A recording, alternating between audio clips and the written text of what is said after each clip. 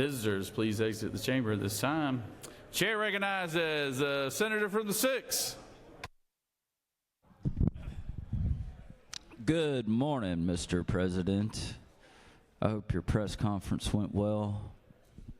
Big, exciting news for the great state of Georgia. Mr. President, we've got a very long list of pages here today. Excited to have them here from all over this great state. Out of Pearson, Georgia, we have Sarah Abanza. From Marietta, we have Barrett Burkhart and Jay Cadenhead. From Sharpsburg, my home county, we have Allie Childs. From Marietta, Bryn Defnall. From Axon, Nathan Douglas. From Decatur, Thomas Hodan. From Decatur, Yoshiro Lee. From Hawkinsville, Emmeline Owens. From Alpharetta, Karina Ranshad. From Locust Grove, we have a set of twins in Shiloh and Ronnie Thomas. From Atlanta, William Wall. Another one from my home county and in Sharpsburg, Chase White. And from Dunwoody, we have Ruhi Yadwad. And from Pearson, we have Madeline Youngblood. The senator from the 8th has done a good job of recruiting down there. Got several from down south all the way up here to the state's capital. Mr. President and ladies and gentlemen, y'all give these pages a big round of applause. We appreciate you being here to serve the great people of the great state of Georgia.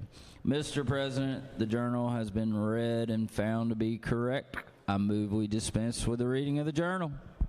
All right, Senator, thank you. And it's a good-looking bunch, too, there, Senator, that is paging for us today. And we appreciate them making all their time and coming from near and far to be here, so we appreciate that. Is there objection to the dispensing of the reading of the journal? Chair hears none. The reading of the journal is dispensed with. Is there objection to the confirmation of the journal? Chair hears none, and the journal is confirmed. All senators who have bills and resolutions introduced, please bring them to the Secretary's desk. First reading and references to Senate bills and resolutions. Secretary. Senate Bill 535 by Senator Kirkpatrick of the 32nd, a bill to be entitled an Health act and Human Services. Senate Bill 536 by Senator Jones II of the 22nd, a bill to be entitled an act to amend. Senate Bill 537 by Senators Harbin of the 16th and others, a bill to be entitled an act to amend Education and Youth.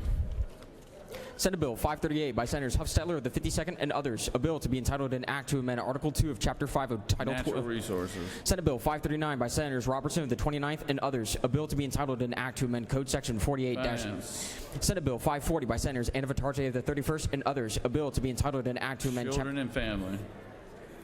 Senate Resolution 820 by Senators Gooch of the 51st and others, a resolution recognizing Mr. Donald Lynn Siebold and dedicating Transportation. Mr. President, that completes the order. First reading references the House bills. House Bill 1020 by Representative Reeves of the 99th and others, a bill to be entitled an act to amend Chapter 23.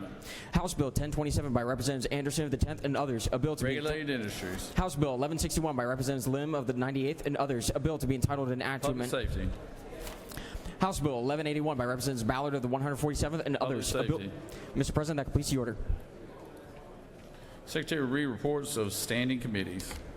Mr. President, the Senate Committee on Banking and Financial Institutions has had under consideration the following legislation, as instructed me to report the same back to the Senate with the following recommendation. Senate Bill 441, do pass. House Bill 945, do pass. Respectfully submitted, Senator Summers of the 13th District, Chairman. Mr. President, the Senate Committee on Education and Youth has had under consideration the following legislation, as instructed me to report the same back to the Senate with the following recommendation. Senate Bill 472, do pass by substitute. Senate Bill 513, do pass by substitute. Respectfully submitted, Senator Hickman of the 4th District. 513, do pass. 4th District, Chairman. Mr. President, the Senate Committee on Higher Education has had under consideration the following legislation, as instructed me to report the same back to the Senate with the following recommendation. Senate Resolution 697, do pass. Senate Resolution 698, do pass. Respectfully submitted, Senator Burns of the 23rd District, Chairman. Mr. President, the Senate Committee on Insurance and Labor has had under consideration the following legislation and has instructed me to report the same back to the Senate with the following recommendation. Senate Bill 230, due pass by substitute. Respectfully submitted, Senator Harbin of the 16th District, Chairman. Mr. President, the Senate Committee on Judiciary Committee has had under consideration the following legislation and has instructed me to report the same back to the Senate with the following recommendation. Senate Bill 443, due pass by substitute. Respectfully submitted, Senator Strickland of the 42nd District, Chairman. Mr. President, the Senate Committee on Natural Resources and the Environment has had under consideration the following legislation and has instructed me to report the same back to the Senate with the following recommendation. Senate Resolution 610, due pass by substitute. Senate Bill 240, due pass by substitute. Senate Bill 478, due pass. House Resolution 1008, due pass. House Bill 432, due pass by substitute. House Bill 956, due pass. Respectfully submitted, Senator Anderson of the 24th District, Chairman. Mr. President, that completes the order.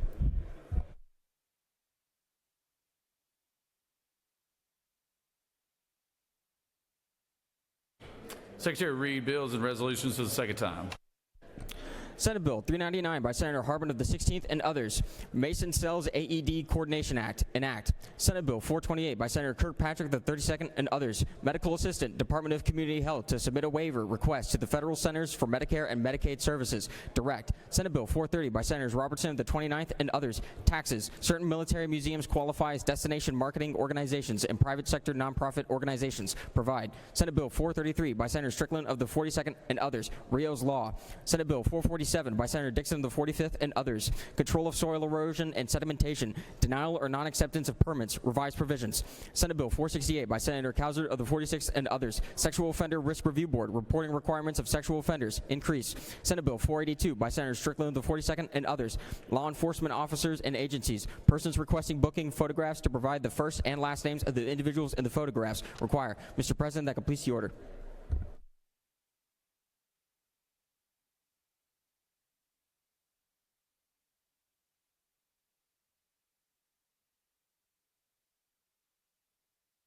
It is now time for the morning roll call. Are there any motions to excuse? Recognize the senator from the 41st. Thank you, Mr. President. I ask for unanimous consent to excuse the senators from the 7th and the 40th. Without objection, the senators from the 7th and the 40th are excused. I recognize the senator from the 33rd. Good morning, Mr. President, and good morning, y'all. I ask for unanimous consent to excuse the senators from the 15th, the 34th, the 7th, and the 52nd. Oh, I'm sorry, take off the 52nd, he's here. No, you said the 2nd and what? The 15th, 34th, and 7th. The 15th, 34th, And 7th. the 7th is here. I mean 5th. The 5th, the 2nd is here too. I just saw him a second ago. The 10th is not here. I got him, Senator. All right. All right. Keep me straight. The 10th, we are excusing the 10th, yep. Any other motions to excuse? All right. Secretary will call the roll. Senators, signify your presence by voting the yay switch. Secretary, unlock the machine.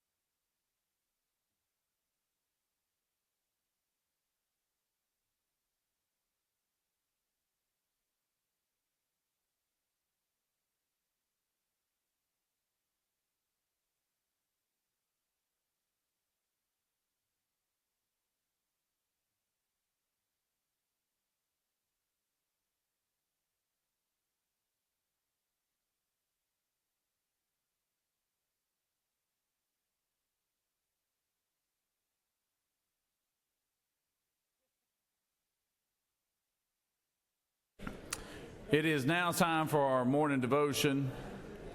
All senators, please take your seats and cease all conversation. I would ask the doorkeepers to secure the chamber at this time. I now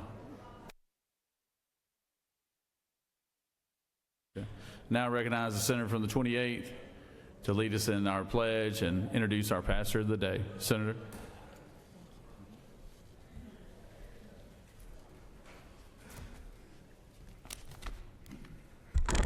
Thank you, Mr. President, and hello, colleagues.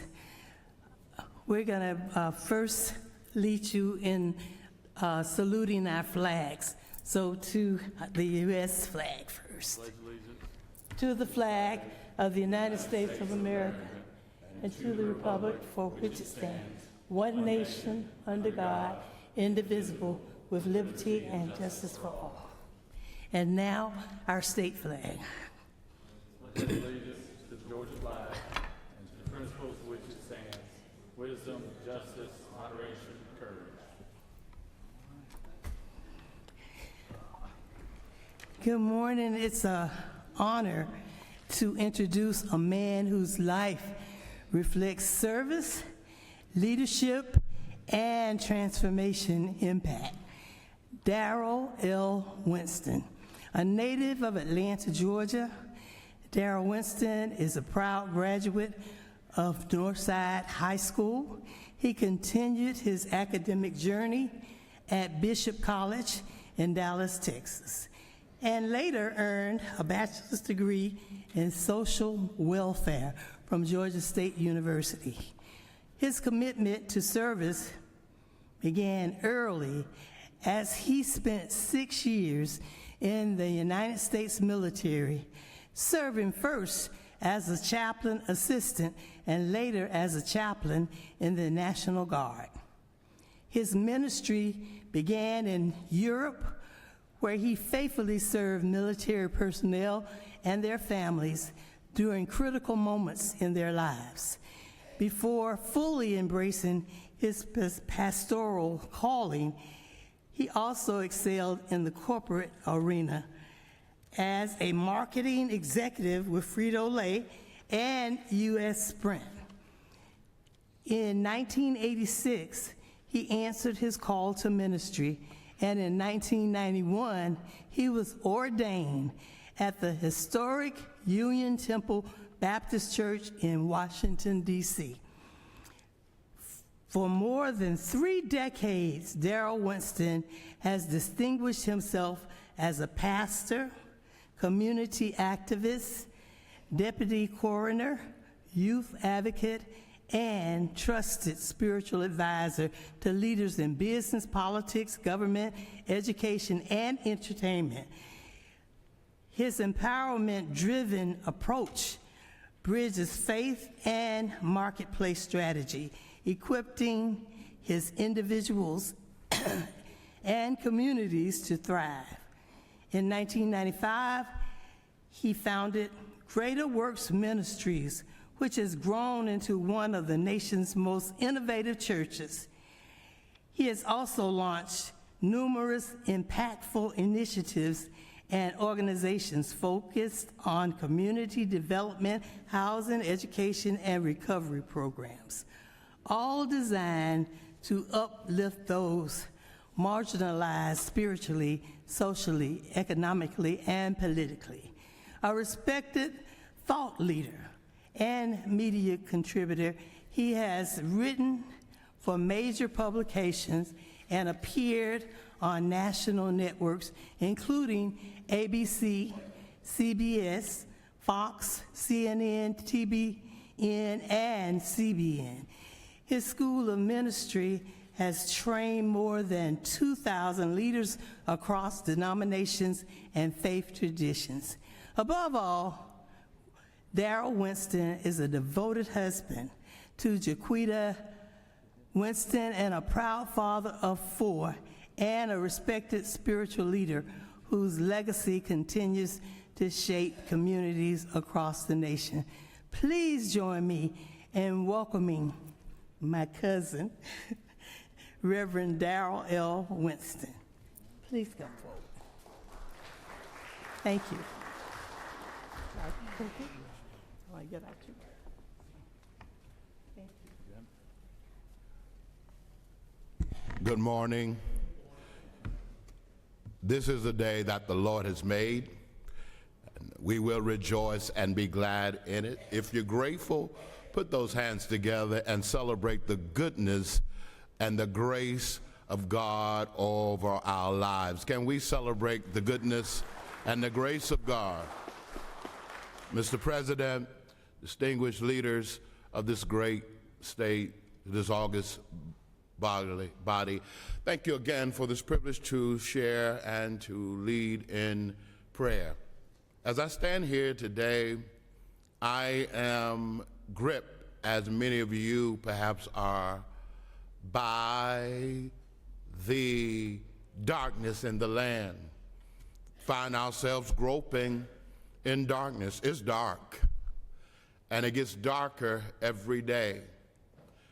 It's dark. It's the type of dark that reminds me of a sermon that Dr. King, George's favorite son, preached in the late 50s, a sermon that he entitled "A Knock at Midnight," describing the persistent prayer and the need for prayer. It's dark. It's dark in the moral order. Clearly, it's dark. Demons are sporting themselves in hellish glee. We're dealing with the otherization of humanity. It's dark. It's dark in the social order. It's dark.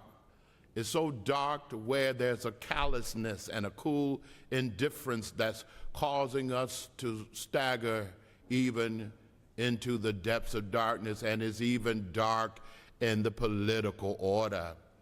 Oh, I would to God that we have some light bearers. Jesus said in Matthew's, "Ye are the light of the world." If there ever was a time we needed carriers of light, the time is now. This darkness has many masses of Georgians and even around this nation in fear. There are so many crying for bread that will sustain them in darkness, crying out, asking, how can I cope in times like these?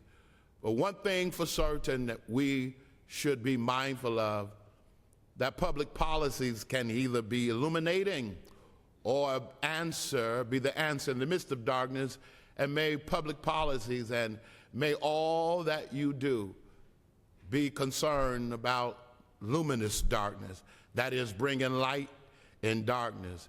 And may we never forget that creation is groaning in earnest expectation.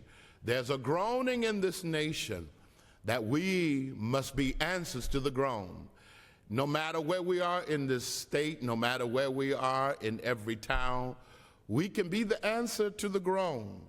Some are already heeding the call for creation. Some are crying out, how long will I have to contend with not knowing? Some are crying out for relief. Some are crying out for relief in the area of health care. Some are crying out for relief in the area of gun violence. Some are crying out for relief in the area of mental health, even crying out for spiritual power and relief. All of us can answer the cry of the masses who are contending with darkness. Some have been reduced to the corner, and they are waiting for the morning to come. I'm reminded that the Psalter said, weeping may endure for a night, but joy comes in the morning. That word, good, our word good is connected to the German word for God, gut. And we have the power to be somebody's good morning. And may we be the answer to the groan. Let us pray. Oh, merciful, holy God, thank you for this hour that is shaped and ordained by you. As we stand in this place, we call upon the exceeding greatness of your power to saturate every district, every quarter of the state. We come before you because if there ever was a time we needed you, we sure do need you now. There was a time we needed your strength. We need strength now. We need peace now. We need guidance now, wisdom now. And so then we turn to you, merciful one, for you are able to give us grace. You are able to strengthen us. You're able to lift us above the weariness, above the heaviness. We pray today, O merciful God, stay the hand of the enemy against the least of these. I ask of you, O God, to make us sensitive to the disinherited, the disenfranchised, the dispossessed. Let us never be too callous to care. Let us never be too haughty to help. Let us be mindful that all that's good and perfect come from you, and that your grace is because we are here. Every state representative, every senator, even the leaders and the servant leaders, I ask that you bless their families. I ask that you surround them in your power, your grace, and your love. Teach us to hear. Teach us to listen. Teach us to salute the divinity in humanity. Help us to be mindful that we are the light in the midst of darkness. And it is so. Amen, amen, amen. God bless you.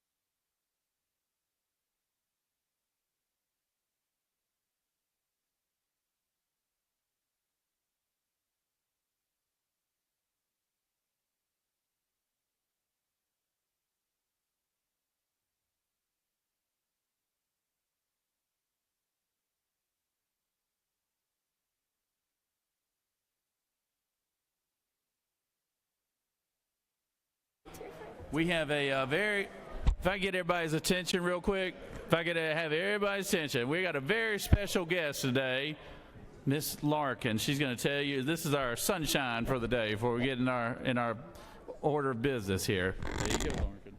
Hello, I'm Larkin Kendrigan. My mom is Stephanie Kendrigan, as all of you may know, and I'm 9 years old. I love animals, and I hope that all of you guys have a great day today.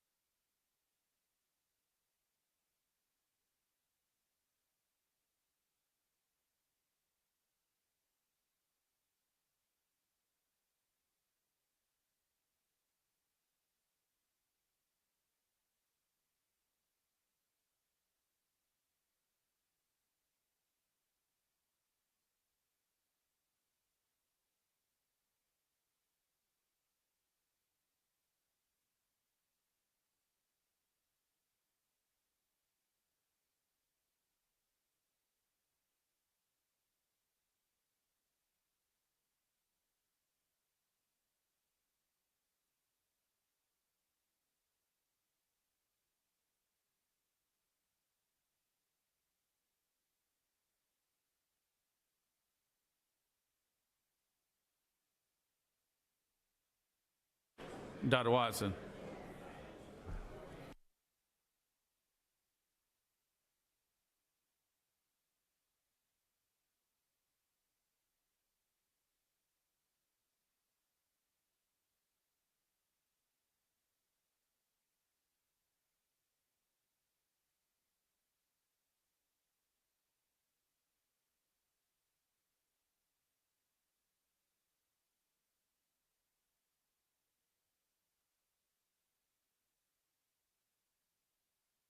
I'd like to recognize a senator from the 26th as our Doctor of the Day.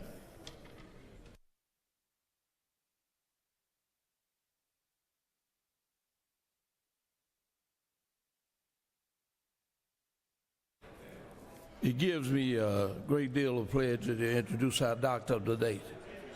Dr. Keisha Renee Callens, MD, MPH, is an obstetrician gynecologist with Community Health Care Systems, a federally qualified health center network in Central Georgia.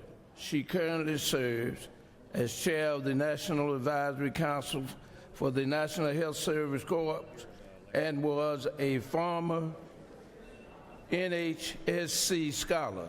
She serves as clinical assistant professor and Joy McCann endowed professor with Mercer University School of Medicine. She was appointed by the governor to serve on the Georgian Composite Medical Board in 2014 and 2018, and the Sandra Duncan Deal Early Language and Literacy Board 2017. I present to you Dr. Keisha Renee Callens.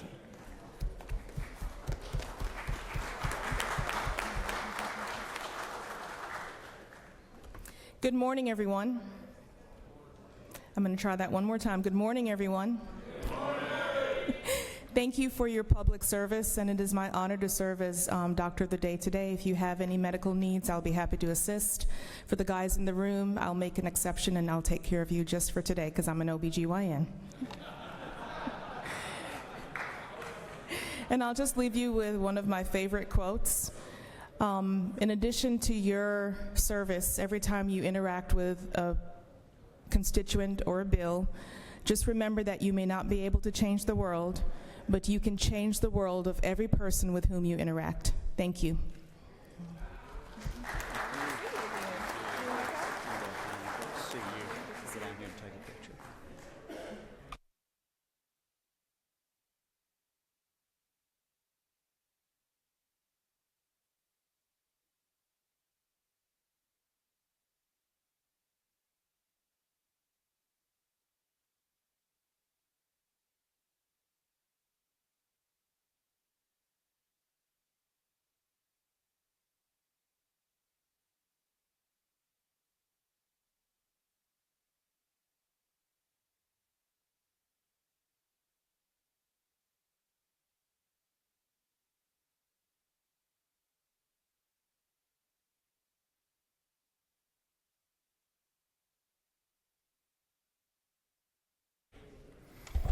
Are there any unanimous consents?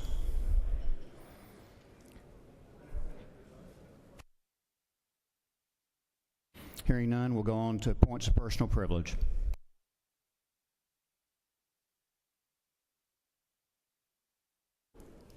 Does any senator wish to rise on a point of personal privilege?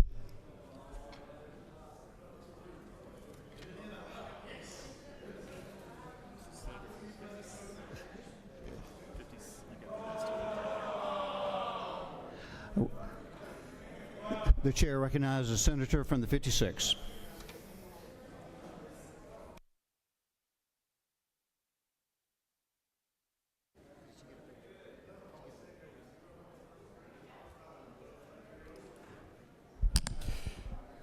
Thank you, Mr. President. Ladies and gentlemen, back in August of 2020, many of you know my older son, Will, at the time, went into kidney failure, and he almost died. Thank God to the doctors at Cherokee Northside Hospital who saved his life. But it began a long road of 11 months later to find out that I would become a perfect match to donate my kidney to my son, Will, which happened on July 21st of 2021. It forever changed our lives and opened our eyes to something we needed to do in this state. And thanks to this Senate leading, a couple years later, we passed the Giving the Gift of Life Act to help people to become both living donors as well as make sure that you have got your driver's license marked appropriately. So everyone in this building today, I'm going to ask you to make sure you pull out your driver's license. In the bottom, there's a heart there that says you're an organ donor. And we've got great groups here today in the Capitol, right down by the south steps on the second floor, because we are recognizing Organ Donation Day and week. We've got folks from the Donor Games, which happens in every other year in all parts of the country. This year it's going to be in Denver. And we've got our friends right here in Lifelink, based right here in Georgia, who every day are working to match and put together the critical process that allows us to give the gift of life. So I'm going to ask all the folks that are here for organ donation up in the gallery to please stand up so we can recognize you at this time. Please give them a round of applause.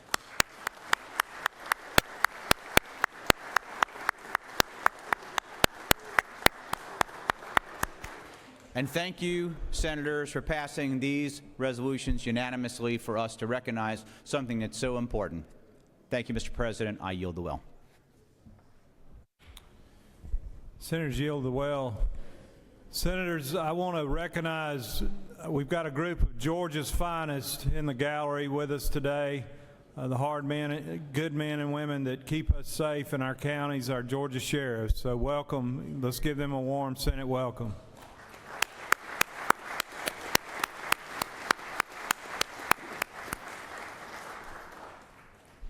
Chair recognizes the senator from the 6th for a point of personal privilege. Senator from the 6th.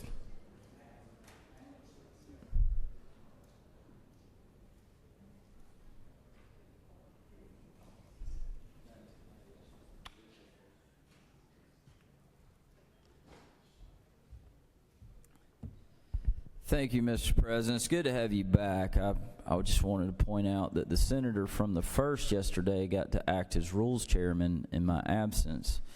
And he got one little taste for power. Now all of a sudden he's up there trying to take over the whole world. So y'all quit feeding his ego, please. But I did want to recognize, I do have one of my mayors here, Mayor Dick Ford, and he's here with the organ donors group as well, as he was a recipient himself. So thank you, Mayor Ford, for being here. And I also wanted to point out that it is Heart Month, February, and I wanted to encourage you all. My mother went in for a routine stress test just about a month ago, and they found some elevated levels, and so they decided to do a cath on her to check out and see if she had any blockage. And so, and again, she was having zero symptoms, zero. And so she goes in for this routine cath, and I think that's where they stick the balloon up. And as they went in with the balloon, it actually blew up. There was so much blockage, and it turned out she had 99% blockage in the Widowmaker. 99% blockage. And so they did an emergency stent and got it to 90% openness, so 10% blockage. So again, she came out feeling no different than when she went in, but the point is you just never know. And so this being Heart Awareness Month, I want to encourage all of you, including myself, I'm fussing at myself here, to go get checked out, go see your local heart doctors, and make sure that there's no blockage. Thank you. I yield the well. Thank you, Senator. Senator, Chairman of the Rules Committee, some people you give them an inch and they'll take a mile, is what I've noticed. And I just wonder if that's not what we're kind of seeing here. It's concerning, but thank you. Chair recognizes the senator from the 8th.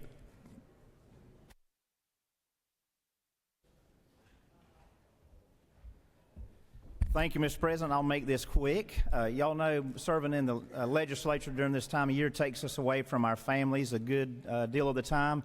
So yesterday, I wasn't able to be there when my youngest son, Alexander Sermons Goodman, our Alec, he was named Star Student. And pretty proud of that. And, to all the teachers that have poured so much of themselves into him, and to his mama, who has rode him like a government mule on his grades and doing his homework ever since he entered kindergarten. Thank you. And I just want you to know, Alec, that I love you, and I'm so, so very proud of you. And I'm sorry I couldn't be there yesterday, but you're a great American, buddy, and hope to see you, get home and see you soon. Thank you, Mr. President. I yield the well. Thank you, Senator. Chair recognizes the senator from the 36th for a point of personal privilege.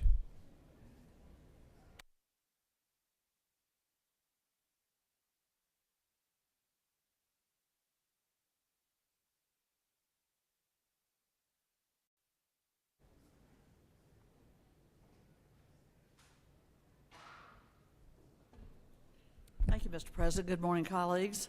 Happy Friday.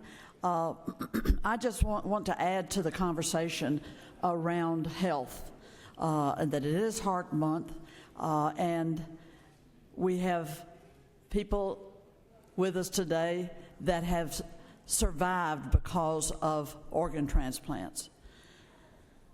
And I'm here to say that my brother is alive today because he had a double lung transplant Labor Day week.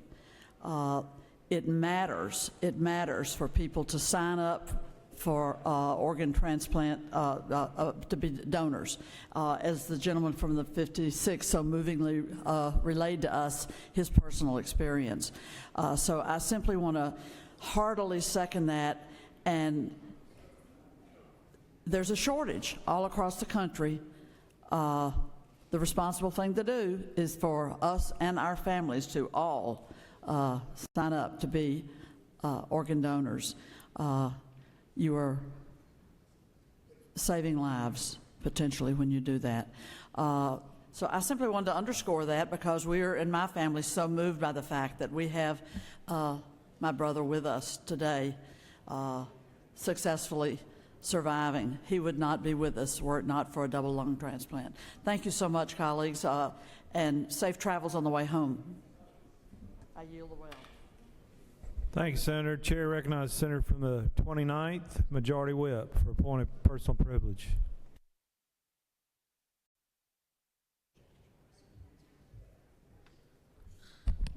Thank you, Mr. President. Colleagues, I come before you today to speak about one subject, but I do want to mention Heart Month. I did have the opportunity to gain a cardiologist last year because of my age.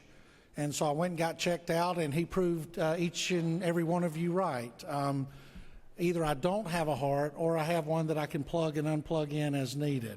So those of you who have accused me of not having one, you can feel a little bit of confirmation today. But this morning we talked about something very important. We talked about mental health and the importance of mental health treatment here in the state of Georgia. And I want to encourage everybody who has been listening to me over the last 8 years discuss the dangers of recreational marijuana and the dangers of chronic use of marijuana. I would ask you now that you go and read the editorial in the New York Times, where the New York Times editorial board has now withdrawn their opinion that chronic use of marijuana and recreational use of marijuana has no long-lasting impacts on human beings. They continue to prove over and over and over with science that psychosis created by use of high THC marijuana, recreational marijuana, continues to cause psychosis especially in young men between the ages of 14 and 27. So while we want to come up here and talk about the joys of choice when it comes to recreational drug use and everything else, let's not forget the negative impact that this drug not only has on the human body, but what it has on our workforce, what it has on our young people, and what it has on our schools, and what it has in our colleges, and especially what it has in our jails and prisons. So remember, when somebody comes to you and tells you that marijuana does not harm the human being, please kindly encourage them to do their research and come back and have a conversation. Thank you, Mr. President. I yield the well. Thank you, Senator.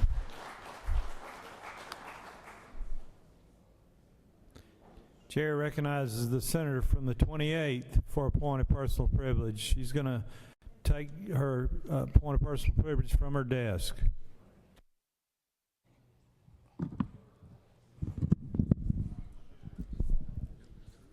Thank you, Mr. President, and thank you for allowing me to stand here at my desk.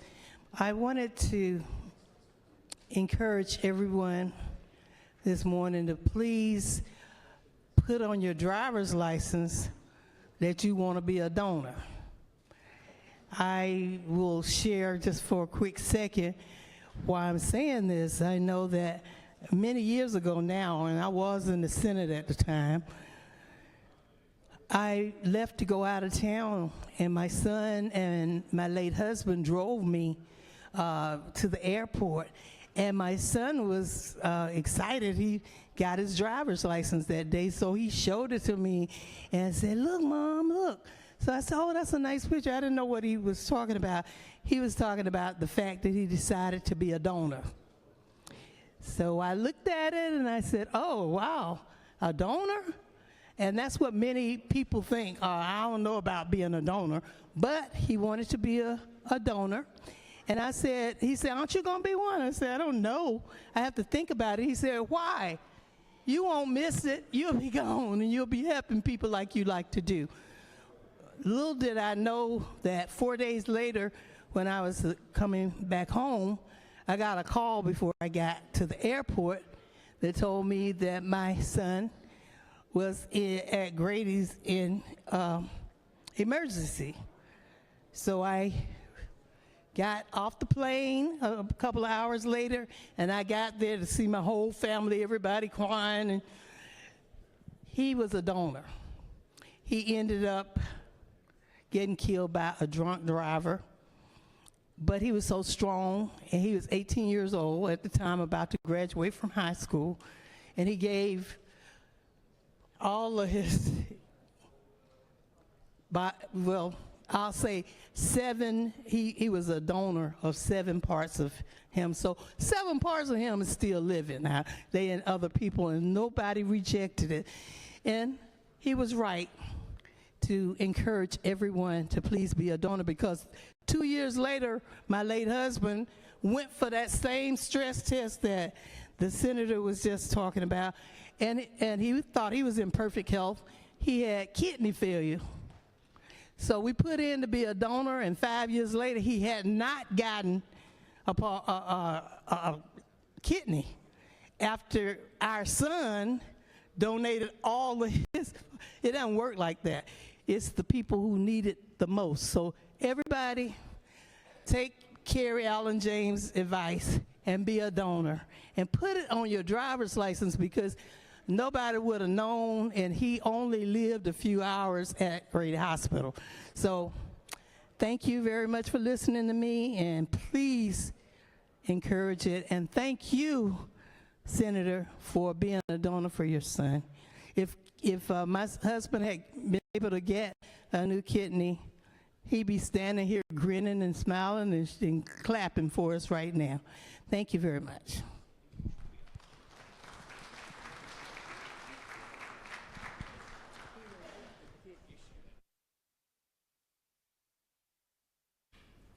Chair recognizes the senator from the 37th for a point of personal privilege.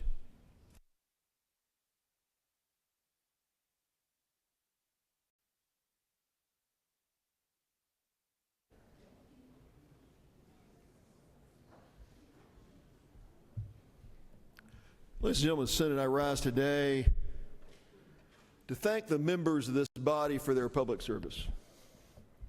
I rise today to thank our local elected officials and the sacrifices they make to stand for public office, because public service is not easy. I hearken back to Monday night before I came in on Tuesday morning. As many of you know, I work in the architecture and engineering business. I turned my light off at 3:06 a.m. and set my alarm clock at 6 a.m. to come in the morning to the Capitol. That's what public servants do everywhere across our state.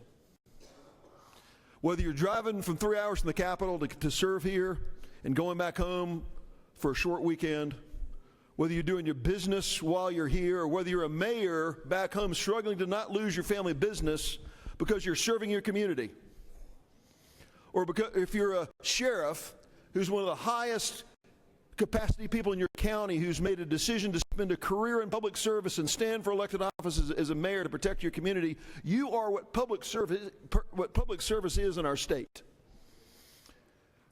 Friends, we got a question before us that's been raised, it's been blanketed across our television screens. This is not a political speech. This is a talk about the value of public service. I have mail pieces showing in my mailbox that refers to empty suit politicians and the voidness of the work they do. They do nothing but talk. The same mailpiece puts members who serve our state as bobblehead dolls who talk and do nothing. Friends, the service and the sacrifice of our elected officials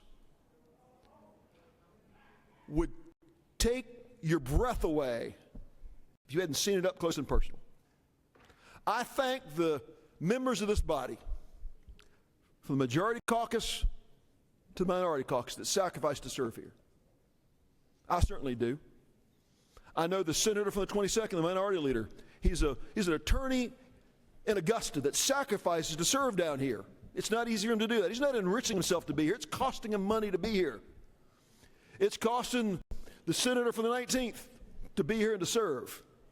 Friends, the question that's before Georgians, and I want to put before the Senate, is there's an attack on public service. There's an attack on the principle that individuals who put themselves out for service are somehow not servants, but self-serving. And the attacks I see in my mailbox and the attacks I see on the television are attacking all of us. Not as a political class, not as elites, because none of us are that. We sacrifice to be here. I want to ask somebody who's spending $50 million on a campaign that says we're just bobblehead dolls what it means to go to bed at 3:06 in the morning and get up at 6 a.m. to come to the Capitol and serve. That's what we're doing. I am outraged by the principle that people that serve an elected office are somehow low-class citizens. Friends, I stand with our elected officials across the state, and I'm going to ask this question. Does public service count? Or is the only thing that counts the ability to spend tens of millions of dollars to buy an election? I can tell you, the senator from the 35th who serves me in Cobb County, he can't buy an election. He can't write a check for his own election. I can't write a check for mine. But friends, it's before us today. Is the leadership of our state for sale? For money? Or is it based on service? I know members of this body stand with what public service means. I'm going to stand up for those who've sacrificed for it. That, Mr. President, I yield the well. Thank you, Senator. Chair calls on the senator from the 29th. What purpose do you rise? Mr. Chair, excuse me, Mr. President, I ask for unanimous consent to excuse the senator from the 46th. Without objection, the senator from the 46th is excused. Does any other senator wish to rise on a point of personal privilege? You have before you a consent calendar of privileged resolutions. Does any senator wish to remove a resolution from the consent calendar? Is there objection to the adoption of the resolutions on the consent calendar? The chair hears none, and the resolutions on the consent calendar are adopted.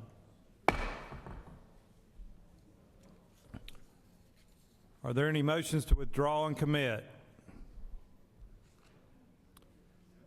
Secretary, read the caption of House Bill 455.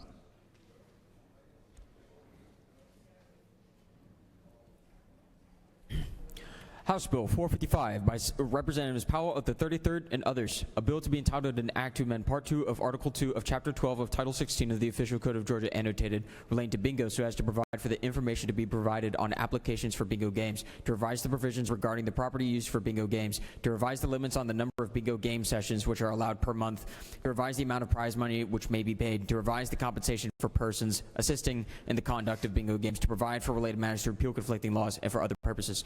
Mr. President, the Committee of the Senate on Economic Development and Tourism recommends that this bill do pass. Senator Eccles of the 45th, Chairman. Mr. President, that completes the order. I recognize the senator from the 6th to speak to HB 455.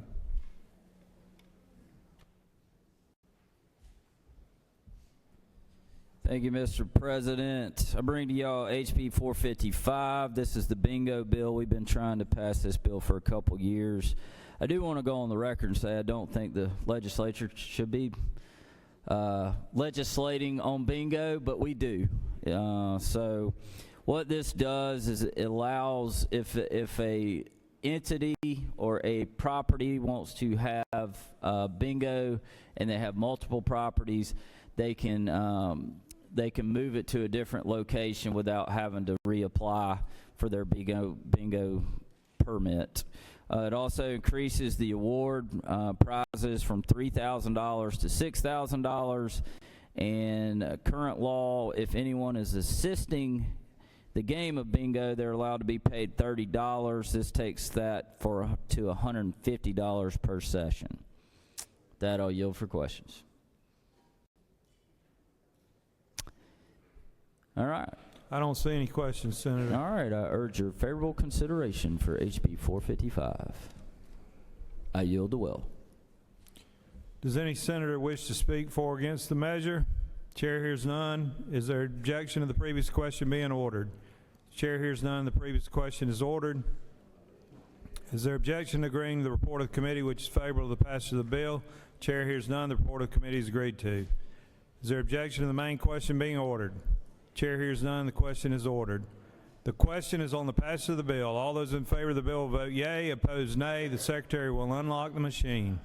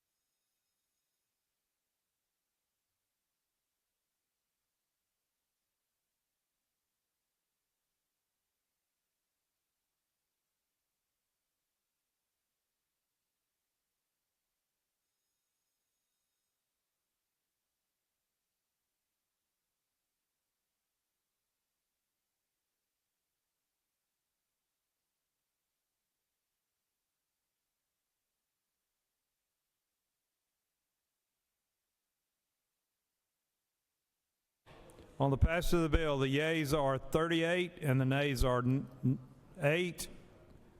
This bill, having received the requisite constitutional majority, is therefore passed.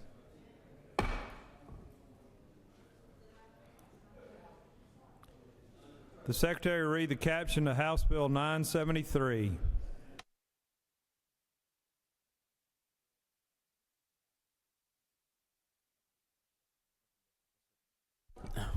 House Bill 973, Representative Burns of the 159th and others. A bill to be entitled an act to amend an act making and providing appropriations for the state fiscal year beginning July 1st, 2025 and ending June 30th, 2026, known as the General Appropriations Act, Act Number 73, approved May 9th, 2025, so as to make, provide, and change certain appropriations for the operation of the state government and its departments, boards, bureaus, commissions, institutions, and other agencies, for the university system, common schools, counties, municipalities, and political subdivisions, for all other governmental activities, projects, and undertakings authorized by law, and for all leases, contracts, agreements, and grants authorized by law, to provide for the control and administration of funds, to provide an effective date, to repeal conflicting laws, and for other purposes.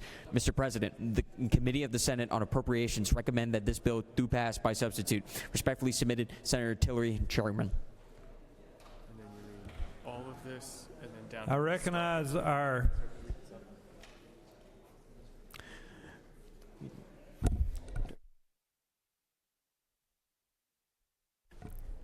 Mr. President, the Senate Committee on Appropriations offers the following substitute.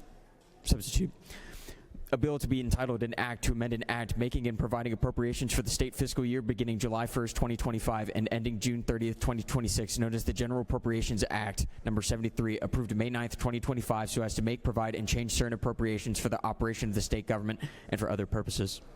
Mr. President, that completes the order. I now recognize the Chairman of our Appropriations Committee, the Senator from the 19th, to speak to this little House bill, House Bill 973. Thank you, Mr. President.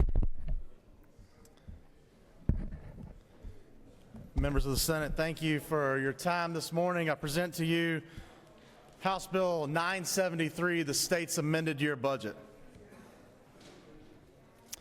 First, I need to thank some people who were involved in that process. As you know, we began working on this budget September or October of the year before we come into session. You're watching revenue numbers You're talking to folks like the senator from the 2nd to see what matters in his district down on the coast, senator from the 53rd. He's not here now, but if he was, he'd be completing to us about things in the northern part of the state. Senators down from the 11th, down in the southwest corner of the state, the 50th from the northeast corner, everyone's bringing their ideas, and those start back in September or October.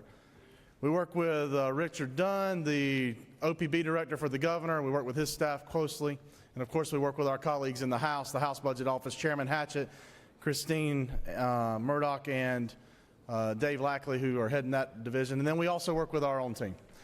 You know them very well. Our subcommittee chairs work with them daily. And without their help, there's absolutely no way we could get this budget done.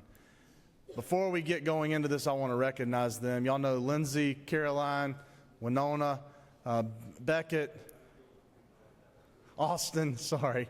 Who we got over here? Oh my goodness, I started doing this and now I'm going to totally screw it up. That's awful. Emily, Sam, Virginia, Jennifer, Brett, and Courtney, who do that, and of course also Miss Angela and Miss Emma, who helped me so much as well. Guys, without their help, there's no way we could be here. Please give them a round of applause.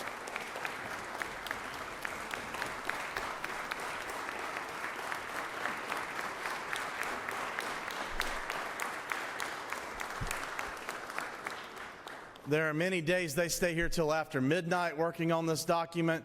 They are a dedicated team and they are clear professionals, so it is an honor to work with you. You have seen the governor's budget. You know the items that he talked about. The state's amended budget is $42 billion. It's roughly a $4 billion increase over the budget that you passed last session, the state's fiscal year budget. Of that $4 billion, about $2 billion goes to roads. About $600 million of the governor's budget went to employee one-time pay increases, $300 million to the inception of ideas in higher education, $50 million to housing, and that was his proposal. He also included $1.17 billion in personal income tax rebates. The House took a slightly different approach. They changed that $1.17 billion in personal income tax rebates to a property tax rebate system based out of our homeowners tax relief grants. There's $850 million there. They moved $400 million that was remaining into various line items too, including prisons, including capital expenditures, an optometry school at Georgia Southern, and then $50 million for our state's employee retirement system. The Senate tries to take pieces of each of those proposals and create a proposal that we think best represents the priorities that we have made by this body. Let me walk you through a few of those here now. In the Department of Education, the Senate's budget takes our QBE formula and adjusts the midterm amounts for about $43.8 million.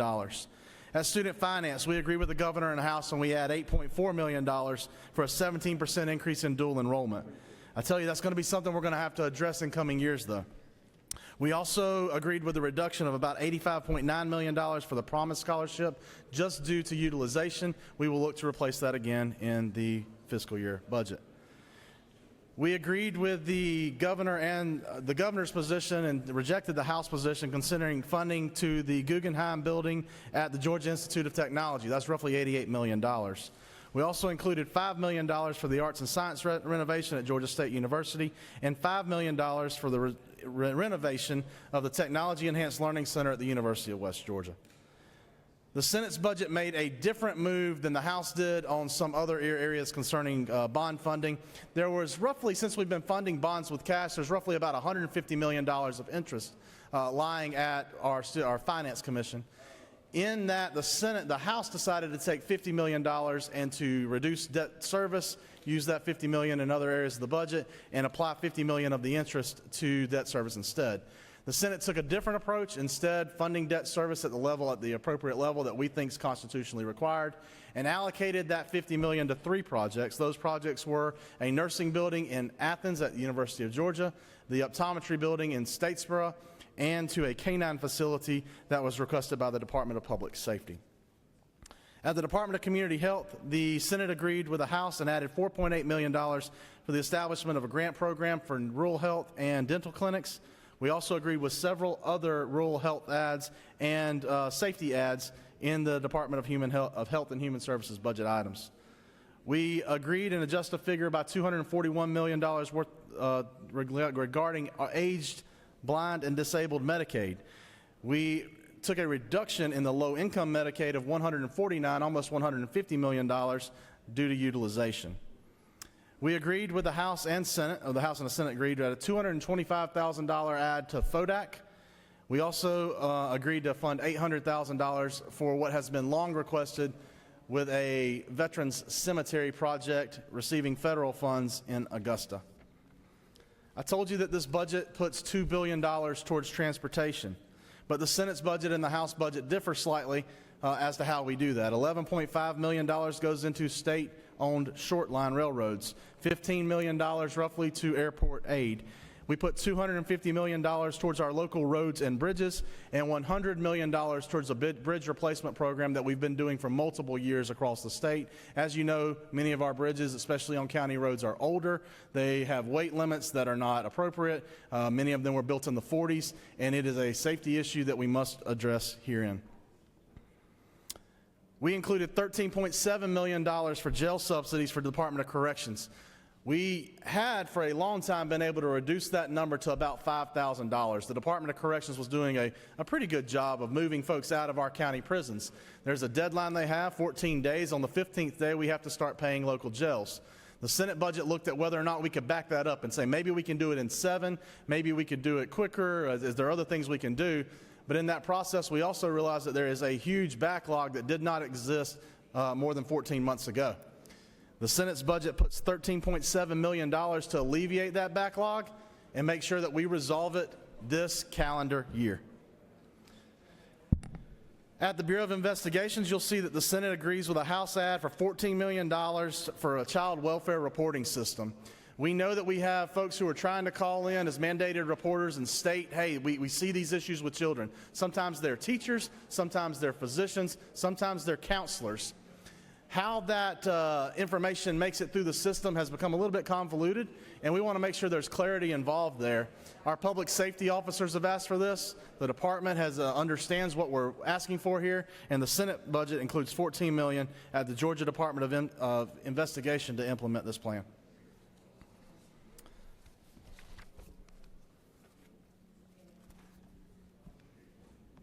Our state employees have, for many years, felt like they got the short end of the stick. You know, when we went through budget crises in the early 2000s, that the COLA that they were guaranteed was removed. We left the COLA on for TRS. We removed the COLA for state employees. We have placed over $1 billion in the state's retiree system over the past 3 years. We do believe that triggers a COLA this year. We can't tell you the percent yet, but we do believe that that does get triggered. But the Senate's not willing to stand there. The House added $50 million to the employee retirement system. The Senate will double that for a $100 million add, helping our state employees understand they are valued, they are appreciated, and we thank them for the time that they've served our state.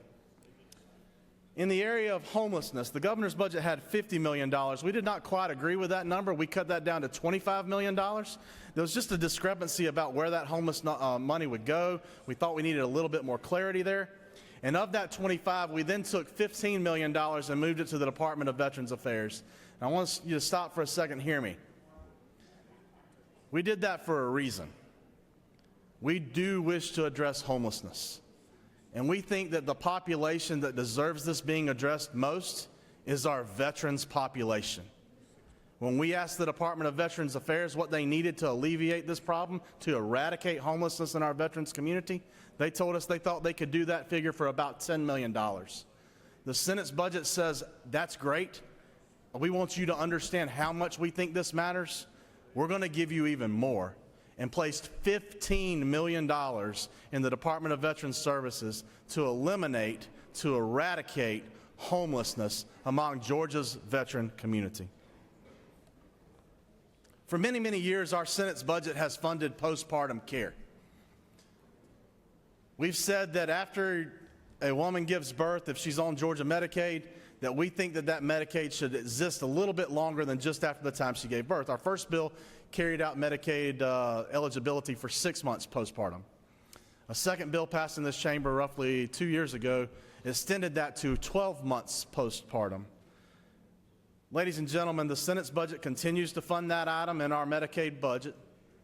And I want you to know that there are 18,000 women in Georgia receiving care today, health care for them and their small children, because of your additions.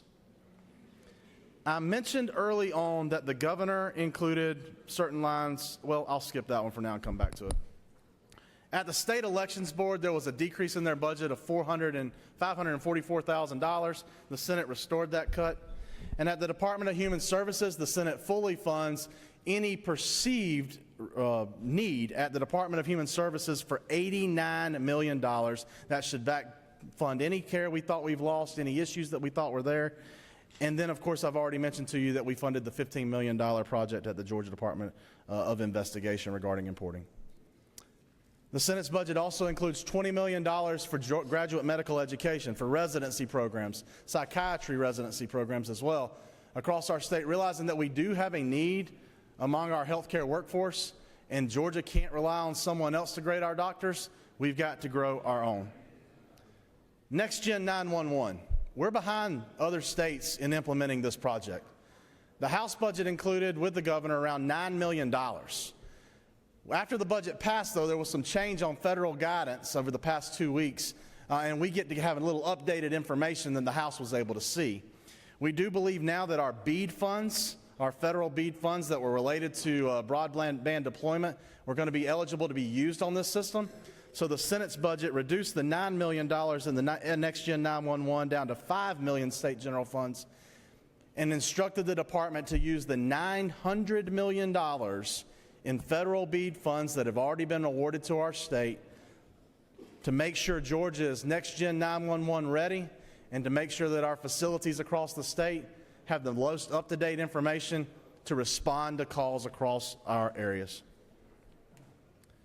The Senate's budget includes $55 million in infrastructure improvements related to gas lines. I've heard from you that there are areas across our state where gas capacity is so weak that we can't even put another Burger King on the line, much less another industry. $55 million in the Senate's budget moves towards infrastructure related to gas lines. And we include $30 million in infrastructure related to water, and tier that to Tier 1 counties to make sure that those cities have the water infrastructure they need for development, for growth, and for people. I mentioned several buildings were included in the Senate's budget, and again, these things are important. It's important back in your area. We want to make sure that when you have areas in your community that you wish to go to fellowship, that the folks in those communities have the buildings that they need. We funded the optometry building, as I told you already, at Georgia Southern, the K-9 building that was for the Department of Public Safety, the nursing building at the University of Georgia, GBI expansions in Conyers, a Department of Defense facility in Walton County. I already mentioned the University of West Georgia facility, a library in Little Wissey, and of course, as I already mentioned one time before, the Georgia Tech building, the Guggenheim Aerospace and Avionics building at Georgia Tech University, or Georgia Institute for Technology. I'm sorry, Mr. Pro Tem. I was going to call it trade school, but you know how that goes.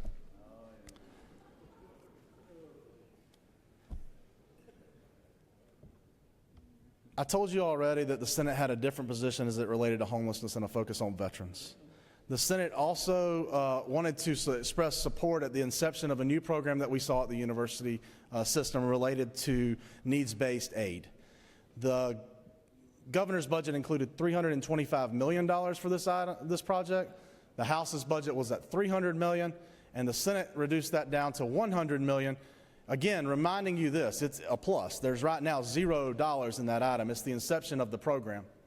And we do feel that we support it. We do feel that $100 million is necessary, and it's necessary for the purposes of going to receive grant aid that we know they're going to seek from other foundations across the state. That $200 million reduction is going to become really important here in just a few minutes. The Senate also needed to create roughly another $100 million of reductions. And where we found those dollars, we're looking across various items and reducing those to fit priorities that we thought were important, but maybe not as important right now. That meant reducing some of the funding to the items on the I-75 corridor. It still stays over $2 billion total, but we accepted a House cut of roughly $100 million there. And then we also looked at what we're doing for state employees. I want to remind you that the governor's budget had a supplement proposed I've gotten some questions about this. A proposed supplement, never an accepted supplement, of $2,000. The Senate's budget proposal reduces that to $1,250. And let me tell you why we did that and how we got there. $1,250 roughly pays the taxes that are due on that money and provides a $1,000 supplement to state employees. But we also want to echo what we've done on our state income tax plan. You see, if we are able to reduce and eliminate the state income tax on families making $100,000 or less, well, that puts $1,000 back in their pocket. For an average state employee making $50,000, that puts $500 additional dollars in their pocket. And it doesn't do it just one year, it does it every year. While that $2,000 was a one-time supplement, eliminating the state income tax on families in Georgia making $100,000 and less is a forever supplement, and we feel that's the best way to go. If we're able to eliminate that income tax, that family making $50,000, well, that's a $2,500 savings. A family making $100,000, that's a $5,190 savings. If you put that number on top of the $1,000 supplement, it's 3 times the money to Georgia families that you see in the governor's or the House's proposal. That bill's already passed the Senate, and once our friends in the House act upon it, those Georgia employees, since they are also Georgia citizens, will receive that savings. The Senate's budget funded several other items of Senator requests. I mentioned FODAC, $2.5 million for Boost, various recreational activities, the Georgia Tech building, GME, $300,000 to the Side-by-Side Brain Injury Trust, and $1 million to address rural health crisis that we saw in East Central Georgia. The Senate's budget also includes additions for a blueberry breeder program at the University of Georgia. We're hoping that the senator from the 8th can get us some buttermilk and blueberry pancakes.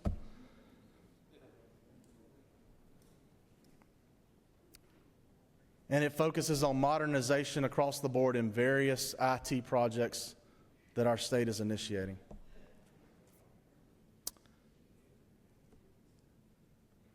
Two last things I want to talk to you about, and they're big.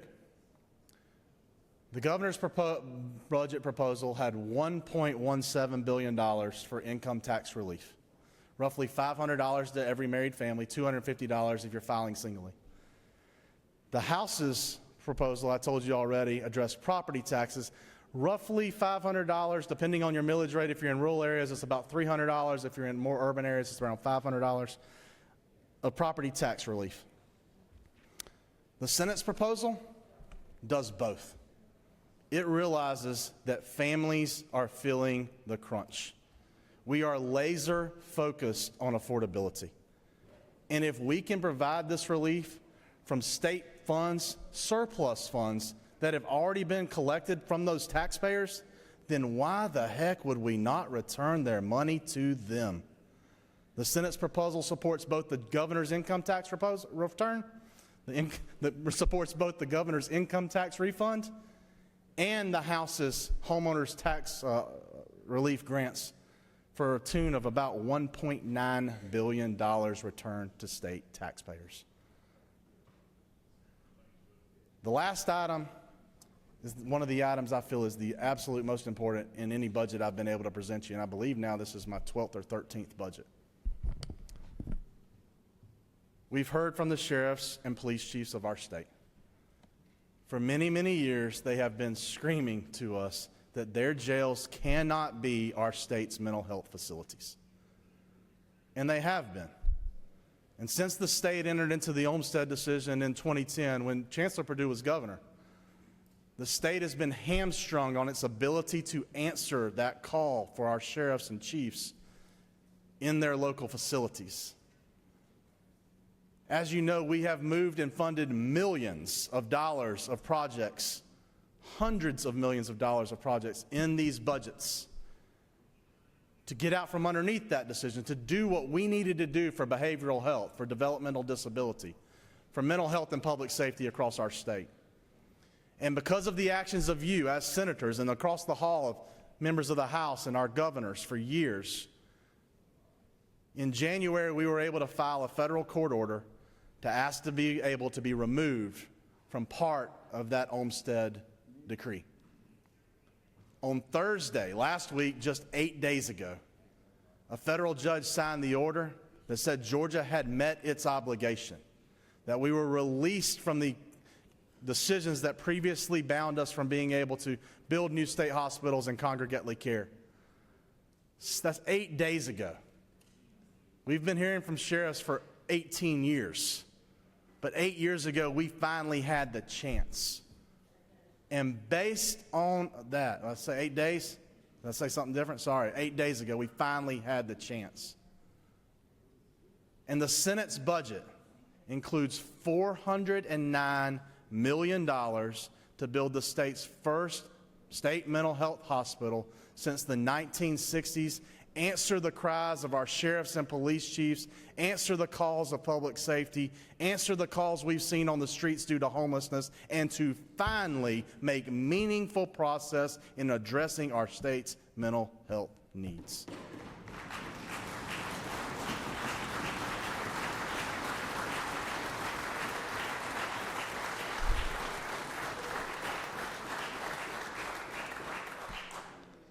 There's a lot of folks up there in the audience who are elected in their home communities to keep you safe. And senators, those of you on the back row may not see them. The ones on the front row can. If you want to move up here, you can see these guys.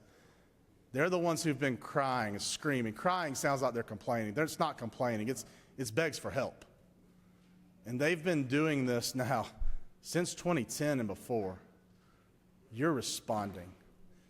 Sheriffs, chiefs, deputies, jailers, you've been heard. Thank you for what you've done for decades. Thank you for having our back. And I hope you see with this proposal, we have yours.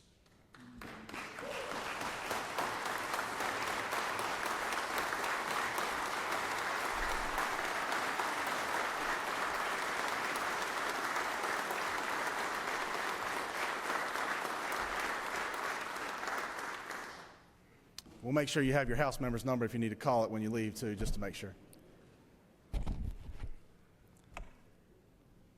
Members of the Senate, thank you so much for allowing me to piece this budget together.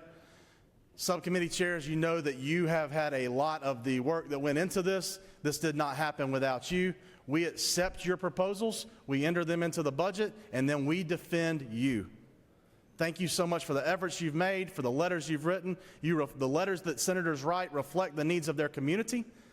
And I hope that you will look at this and realize that it's a reflection not just of my ideas for the state, not just of the subcommittee's ideas for the state, not even just the Appropriations Committee's ideas for the state, but of each and every one of you who represent each and every community back home. Mr. President, if there are any questions, I'm happy to answer them. Otherwise, I'll yield the well and urge favorable consideration of House Bill 973, the state's amended year budget. You do have a couple questions, Senator. Recognize the senator from the 38th. Thank you, Mr. President. As the gentleman yield? Yes, sir. You mentioned that in regards to the governor allocating $50 million to address homelessness, that you did not agree and we needed clarity. Yeah. Are you aware that homelessness has increased over the years here in Georgia? We're aware, yes, sir. Would you further yield? Yes, sir. Are you aware that veterans make up about 6% of the homeless population in the state?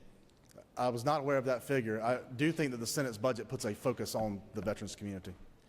So if we are to allocate $15 million to just address homelessness amongst veterans, what about the homelessness and unsheltered that are not veterans? Yeah, thank you. Well, I appreciate the question. I'll point you also to that $409 million that you just stood and clapped for.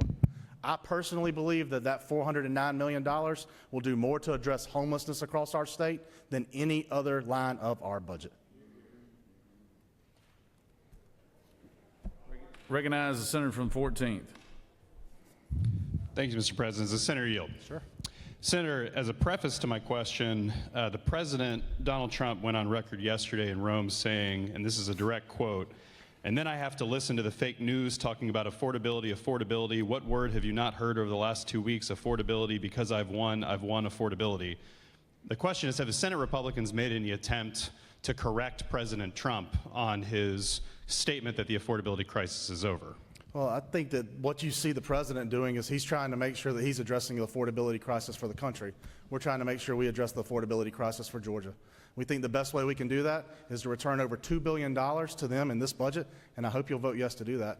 We also think the best way we can do that is to return over $3 billion to them by eliminating the state income tax on the families in Georgia making $100,000 and less and providing a $5,190 savings to those who make over $100,000. I know that you were not able to support that plan last year. But if you can support this $2 billion plan now, and we're able to get that plan back across from the House, I do think that that will directly relate to families here in Georgia. Thank you, Senator. Just wondering if the president was keeping abreast of all of our efforts. Thank you again. Recognize the senator from 36. Thank you, Mr. President. Does the gentleman yield? Always to my friend from the 36th. Thanks for the hard work that's gone into bringing this budget today under your leadership and so many here in the chamber. In terms of the affordability question, it's true, is it not, that making higher education affordable for our Georgia families and their students is a major contribution to the affordability question, given all the rising costs of higher education. And at this point, isn't it true that there's the governor's $325 million, it has in our Senate budget been reduced down to $100 million, and that we should aspire, and I hope we can do it together, isn't it true, to continue to grow that effort to make higher education affordable so that we can put students in seats and address our workforce shortage. Well, thank you for the question. First, remember that the Senate's proposal adds $100 million to the Dream Scholarship. Right now, the number in the Dream Scholarship is 0. While the governor's proposal added 300, the House's proposal added 300, or I guess the governor's was 325, the House was 300. The Senate's proposal is still an add. It's an add of 100. And let me tell you really why I believe that is. It's out of respect for the chancellor. The members of this body believe the chancellor, they respect the chancellor, and they believe that he can follow through on what he says. That, however, with the reason of us not supporting it at a $300 million level was twofold. One, we do believe that the most important issue, the most pressing issue, is that state mental health hospital. And we did need dollars to fund that. That is real. The second thing is, while I agree with you on affordability and making college affordable, the other thing that I think is more important than making it affordable is making it meaningful. If students felt that their value add from a college degree help them further their education, get better jobs, make more in the future, then I think they would find more value in college and they'd be willing to take on those loans. Our problem comes now that, look, let's be honest about it. I lived in a dorm with another roommate. We now live in a society where if you have someone who's a roommate in the dorm, those folks don't want to pay for that dorm. They want to go get an apartment instead. My dining hall was a cinder block building called Bolton Dining Hall. Bolton Dining Hall now is a chalet. Those costs drive up the cost of higher education. So the value adds to education are where we need to focus. And if students think that having that higher education degree is a value add, then I do think they'll take on the loans or the needs-based aid necessary to achieve it. Just one final quick question. It is true, is it not, that when we studied this, and the Senate the Senate Study Committee, appointed by the Lieutenant Governor, did a very robust look into all of this, and we have the second or third highest student loan debt in the country, and we can hope that as we move forward, we can reduce that by putting more dollars behind needs-based financial aid. Thank you. Yes, sir. I mean, I understand your position. My position is if the jobs that they're receiving at the end are paying of such high quality, then they should be willing to take on that loan debt to pay them back. If they're not paying that high quality, then we got to question why we're offering that at our higher education facilities to begin with. Thank you. I got the red light, Mr. President. If you want me to be quiet, I will. And I'll tell you. No, Senator, you've done a fantastic job. Okay. You've done a fantastic job. Are there any more questions? None worth hearing, so you can go ahead and yield the well. So. Well, friends, thank you so much for allowing me to present this here. I hope you see by our friends in the gallery how important your green vote is today. Thank you so much for allowing me to present this budget, and let's advance public safety, let's advance mental health, let's advance families, and let's advance affordability. Mr. President, I yield the well. Yeah, good job, Senator. Good job. Appreciate all your hard work and appreciate your office folks there. They've done a really, really good job. You've got a good team over there. So we appreciate that very much. Recognize the Senator from the 42nd.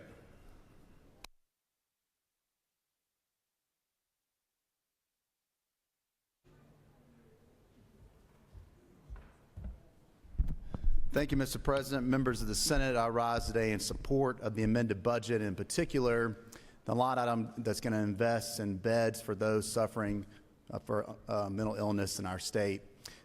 In my time in office, the call that I hate the most, and the call I'm sure some of y'all have gotten many times as well, is from someone that says, hey, my child, they're off their meds. My mom, my grandmother is back, in dealing with addiction. They've got this problem, and I've got nowhere to go. I've got no resources for them. And this is the worst part. Oftentimes that person tells me that I was told if I could just get them arrested, if they would just get arrested, maybe they would get help. That is the system that we've operated under for way too long. And we've asked our jails to be our mental health hospitals. We have sent people with mental illness and with addiction to get help at the county jail. And I'm proud of this Senate for stepping up today with a big step forward and saying that's not how we're going to do things in Georgia anymore. We're going to make sure that in Georgia we send people to get the help they need and that we save our jails and our prisons for those who need to be locked up. We save our resources to lock up those that we know need to be locked up, not those who need to get help. Last year, this Senate joined me in a bill that addressed competency proceedings. We learned in that bill last year that we have people sitting in jail waiting for a competency evaluation and competency restoration waiting for that evaluation, sitting in jail longer than they would actually be serving in prison or in jail if they went and pled guilty. And we got ahead of that last year with the Band-Aid that tries to fix the process as to how folks get in that system to start with. This is more than a Band-Aid. This is a solution, and it's a great step in the right direction. And I appreciate our leaders from around our state that joined us today. We recognize where we put y'all, recognize the position that you've been put in, and I thank you for joining us and make sure that we as a state get this right moving forward. With that, Mr. President, I'll yield the well. Thank you, Senator. Recognize the Senator from the 29th.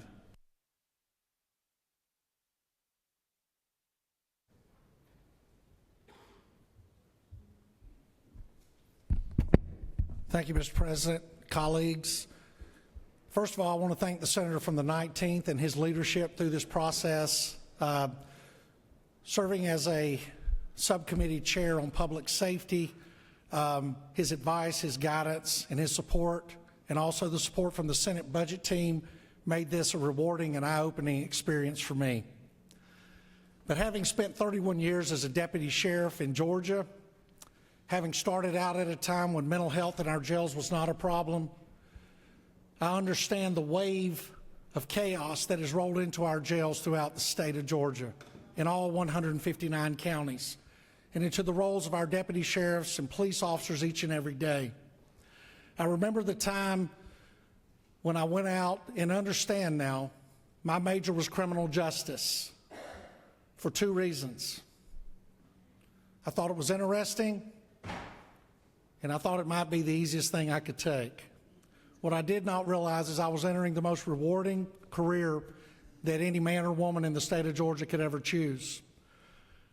But I was surprised to see what happened to society as I served in there, and that was the mental health explosion that happened in the early 1990s, late 1980s. I was shocked as a sergeant when I had to go to the bookstore and buy the most expensive paperback I've ever bought. And if you come to my office today, I can tell you I'm one of 4 individuals in this Capitol that has copies of the DSM-5 in their office. And as a deputy sheriff, I never thought I would need a DSM-5 laying on my desk so I could understand all of the conditions that everyone had that walked through the back door of the Muskogee County Jail. While it was a very valuable tool for resource, it was a very sad thing that I had to sit in there each and every day and understand that the majority of the men and women that we were holding in custody were really good people who made really bad decisions, and in many cases, based on things going on in their heads that they had no control over. And while I consider myself an exceptional law enforcement officer, I was never formally trained to be a mental health professional. And for that reason, I want to thank the senator from the 19th and everybody that worked on this budget to realize the stress that is being placed on every sheriff's office and police department in this state by overwhelming them with a population that should be being treated and not being incarcerated. Thank you, Mr. President. I yield the well. Recognize Senator from the 13th. Thank you, Senator from the 29th.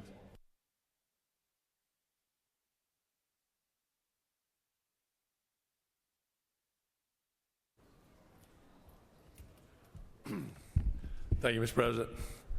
Colleagues, in 2000, and I believe it was just 23 and 24, I stood before you with a bill that we worked on with a nonpartisan committee during the summertime. We brought you Senate Bill 62. And I stood before you, I believe it was either on sign and die, and I said, we can do better. We can do better when it comes to helping homeless. We worked on this bill. We had everybody work on this bill. We met many times. And one of the things that was missing in our homeless, to help homeless, was what? Mental health facilities, the number one thing. I am so proud of the senator from the 19th, and I want to address to the senator from the 38th's question. This is how we help homeless, by putting these mental health institutions in. And I hope and pray this is the first of many to come in our state. Thank you for what you're doing. Please vote for this bill. This is what it means. We're helping homeless, and we're putting veterans out there and telling our veterans no longer are we throwing you away and discarding you. We're saying we're here to help. So instead of saying we can do better, let me end by saying we are making it better now. Thank you, Mr. President. I yield the well. Thank you, Senator. Did any other senator wish to speak for or against the measure? Chair hears none. Is there objection to the previous question being ordered? Chair hears none. The previous question is ordered. Question is on the adoption of the committee substitute. Is there objection to the adoption of the committee substitute? Hearing none, the committee substitute is adopted. Is there objection to agreeing to the report of committee which is favorable to the passage of the bill? Chair hears none. The report of committee is agreed to. Is there objection to the main question being ordered? Chair hears none. The main question is ordered. Question is on the passage of the bill by substitute. All those in favor of the bill will vote yea. All opposed, nay. Secretary, unlock the machine.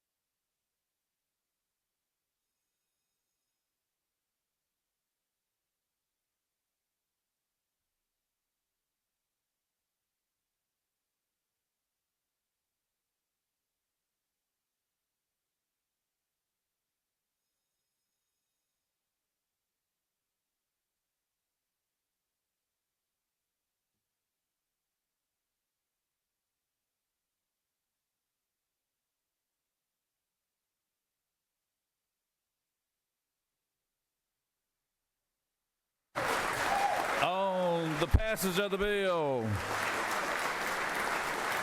Good job. Good job. Good job.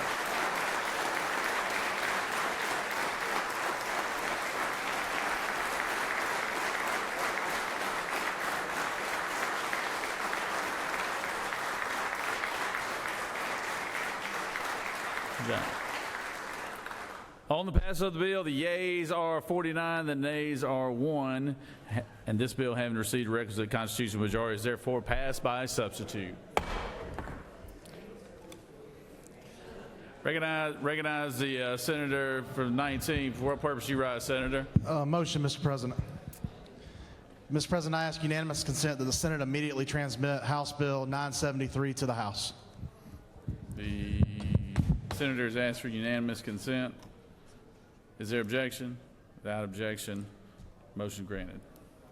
Good job, everybody. Good job, Senator from 19. Did a really good job, and appreciate all the appropriation chairs, the subcommittee chairs and everything. Really, really nice job, and did a lot of good work. We appreciate all the law enforcement men and women who attended here today, and the sheriffs in particular and their offices. Good job. That's something that's been a long time coming, so we greatly appreciate that. Very good. In other announcements, we're going to keep working through. I know leadership has provided lunch inside the ante room.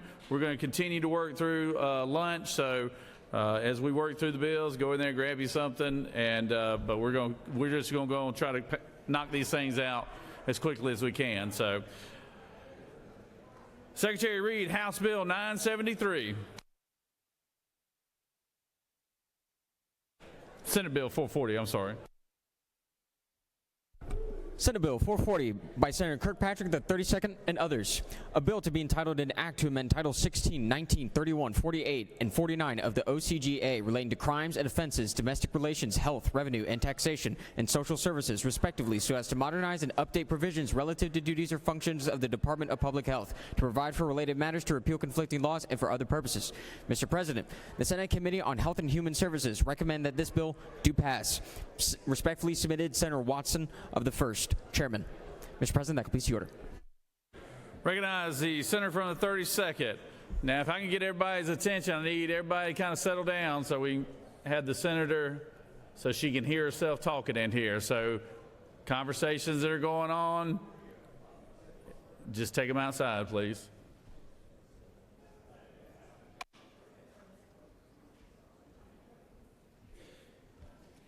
Thank you, Mr. President. I think of this bill as another step in rolling back the red tape. This bill is an agency bill by the Department of Public Health, and it's a cleanup bill that removes obsolete or unused code sections and updates statutes to reflect how our programs operate today. It does not create new programs, expand regulatory authority, or change any benefits that people are currently receiving. Why it's needed is that today DPH is technically out of compliance with multiple code sections tied to advisory committees or programs that no longer exist. By cleaning up these provisions, we can improve transparency, reduce confusion, and free up staff time at DPH. There are several major categories, and I'm just going to give you a few examples. We went through all of these in detail in committee. There's a whole category of outdated marriage-related health requirements, including a marriage manual that was put in place in 1973. There's also a bunch of dormant boards, commissions, and positions that include things like programs for cancer advisory, which has been taken over now in other ways by CORE. And then the PDMP advisory committee is not needed anymore because that program's up and running and doing well. There's another section that aligns statutes with current operations. So the home visiting pilot, for example, for a pregnancy, that's now a permanent DPH service. It's not a pilot anymore. Then we also have reporting and unfunded mandates that this bill addresses. For example, emergency EpiPen injection. It removes the requirement that every time someone uses an EpiPen, they have to report it to DPH. No Georgians lose services as a result of this bill. It does not shut down any active funded programs, and it cleans up outdated and unused sections of Georgia Code, and I'd be happy to answer any questions and would ask for your favorable consideration.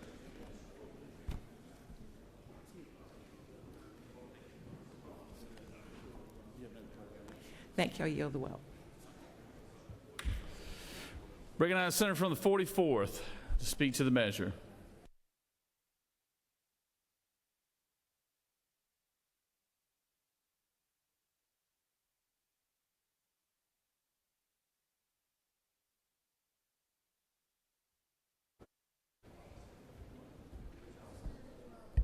Thank you, Mr. President, and thanks to the chair lady from the 32nd.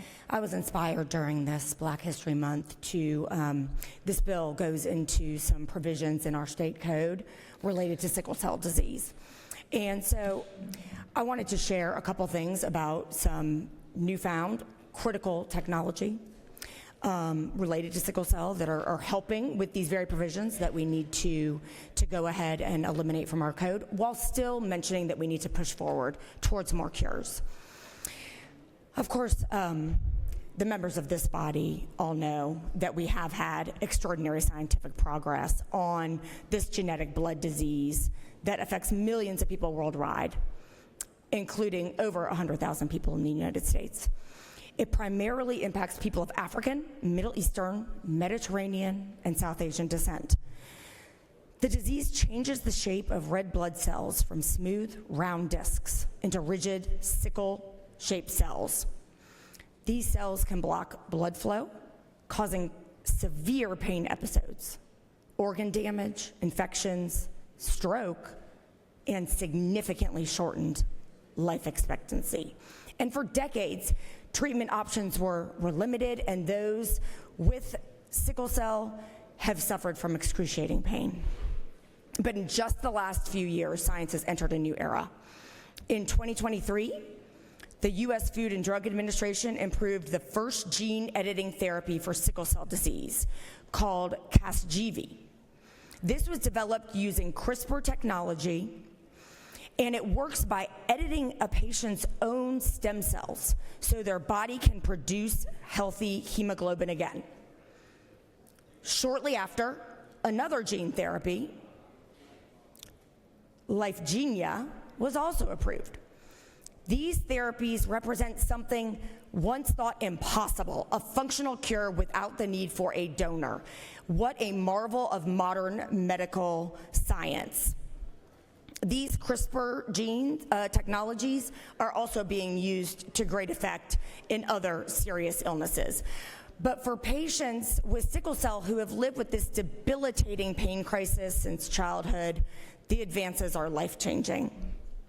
Some participants in the clinical trials have now gone years without severe pain episodes.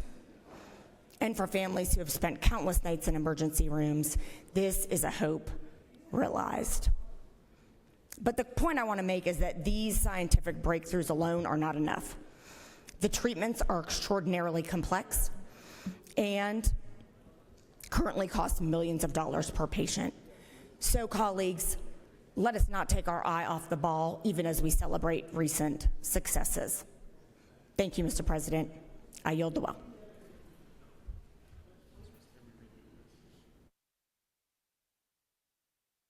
Thank you, Senator. Looks like we have some amendments here. Secretary, read the amendments.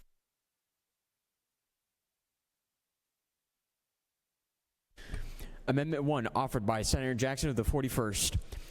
Amend SB 440 by replacing line 28 with the following: the Department of Public Health to make conforming changes to provide for Medicaid expansion to provide for related, by inserting before line 620 the following: said title is further amended in Article 7 relating to medical assistance generally by revising Code Section 49-4-142.2 relating to expansion of Medicaid eligibility through an increase in the income threshold as follows: 49-4-142.2 on and after July 1st, 2014, neither the department, the board, nor any other representative of the state shall expand Medicaid eligibility under this article through an increase in the income threshold without prior legislative approval, provided, however, that this shall not apply to any increase resulting from a cost of living increase in the federal poverty level. But legislative approval required under this code section shall be by act of the General Assembly or the adoption of a joint resolution of the General Assembly. B, this code section shall not apply to waiver requests along with other necessary amendments for the creation of the Peach Care Plus program pursuant to Code Section 49-4-142.6 and for other purposes. Mr. President, Senator Jones of the 22nd offers Mr. President, Senator Jones II of the 22nd offers the following Amendment 1A. Amend the amendment to SB 440 by replacing lines 5 through 52 with the following. Said title is further amended in Article 7 relating to medical assistance generally by adding a new code section to read as follows. 49-4-142.6. The Department may authorize appropriations to obtain federal financial participation for payments to providers of medical assistance for Medicaid recipients pursuant to this article and to fund the state's portion of the cost to expand the Medicaid program under applicable federal law, provided, however, that such appropriations shall not be authorized if the federal government does not provide a minimum of 90% of such funding.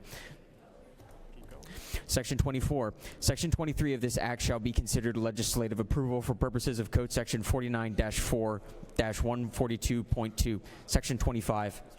Mr. President, that completes the order.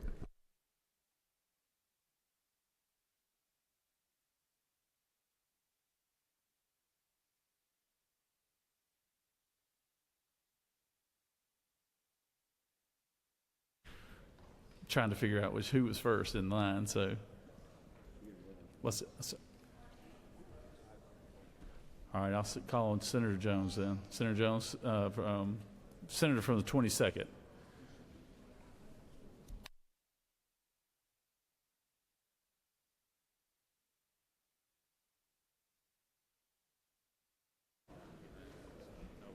Thank you, Mr. President. This Amendment 1A is just a quick cleanup bill to deal with affordability crisis in Georgia, and pretty simple bill. With that, I yield well.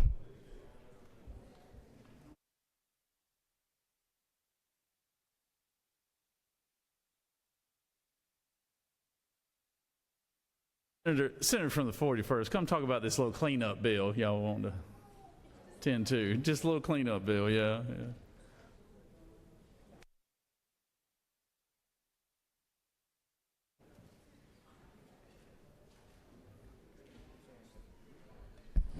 Thank you, Mr. President. I rise and ask that you would support Amendment 1A and Amendment 1. These are very simple bills. They're health care affordability bills, and so we urge you to vote green. Thank you. I yield the well.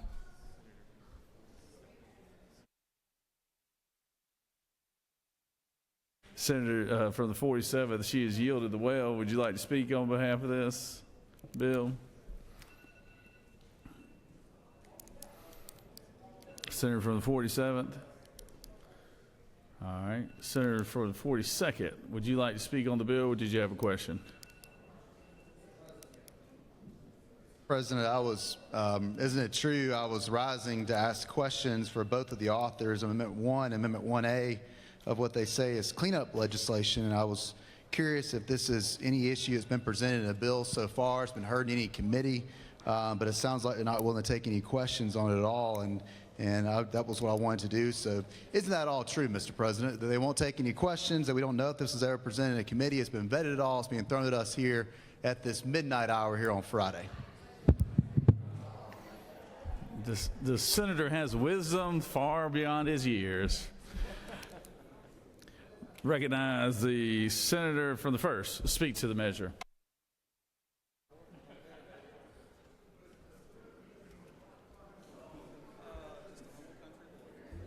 While I admire the craftiness of this legislation, I certainly have to speak against this. There is no fiscal note. Oh, no fiscal note. Oh, my goodness. No fiscal note. I'll tell you what, goodness gracious. In all reality, though, we do have a waiver for Medicaid expansion. We have what's called pathways and access.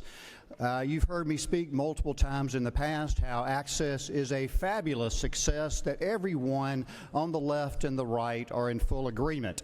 It gives people insurance from 100% up to 400% on the state-based exchange, the second largest in the nation, and you cannot pay more than 8.2% of your salary at the highest level. Oh, by the way, that increase was 8.1% under Obama. So 8.1 to 8.2 is the rise in 4 years. And then let's talk about 100% on down, called pathways out of poverty. a tremendous success in the state of Georgia, so much so that it is now a model for the rest of the nation. And it requires, oh my goodness, 20 hours of work a week, 20 hours of volunteer work, i.e. cutting the grass at the YMCA, or going to vocational technical school, or going to college. And now the feds actually expanded what Georgia was trying to do to get more people enrolled on the Medicaid through having a child at home. Georgia had it at 6 years old. The feds expanded to 13 years old. So we will have more people covered under those carve-outs. It is ever so impressive of what we have done here in the state of Georgia, that we're models for the rest of the nation. I think we should be proud of what we have done. And let's talk about Medicaid expansion that you have proposed. Medicaid expansion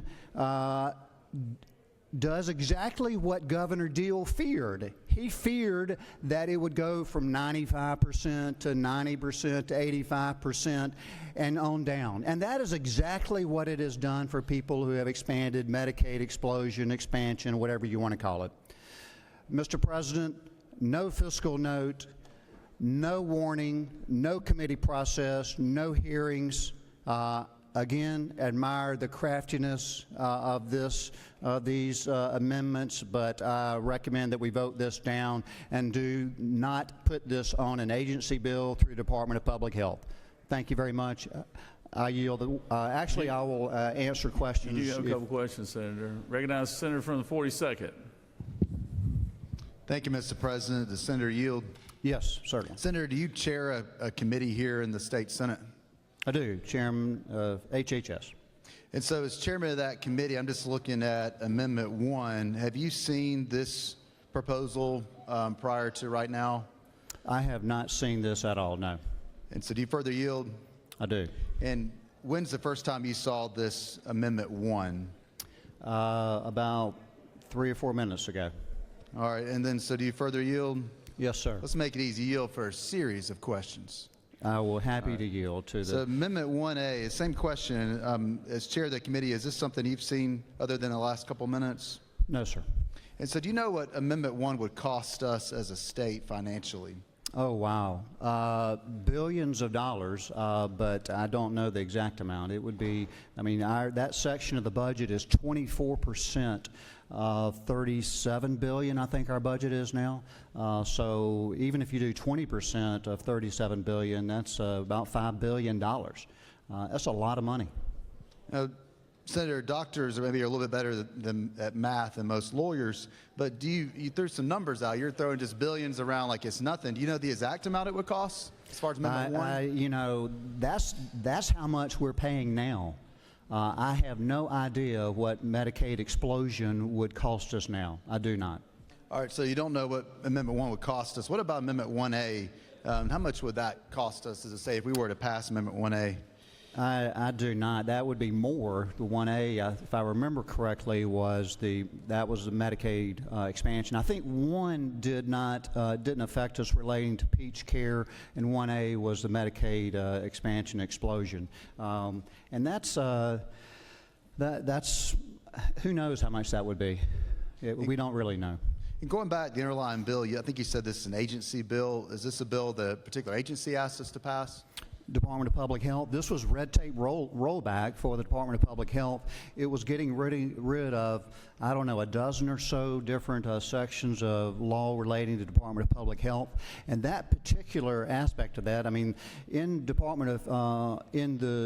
Health and Human Services Committee, even the senator from the 36th was a strong proponent, so much of the red tape rollback that she made the motion of due pass. And we honored that and felt that was ever so important when it came to cleanup, when it came to Department of Public Health. So Senate Bill 440 we're considering is a department bill that rolls back some red tape that has bipartisan support from this body? It was 100% in committee, yes.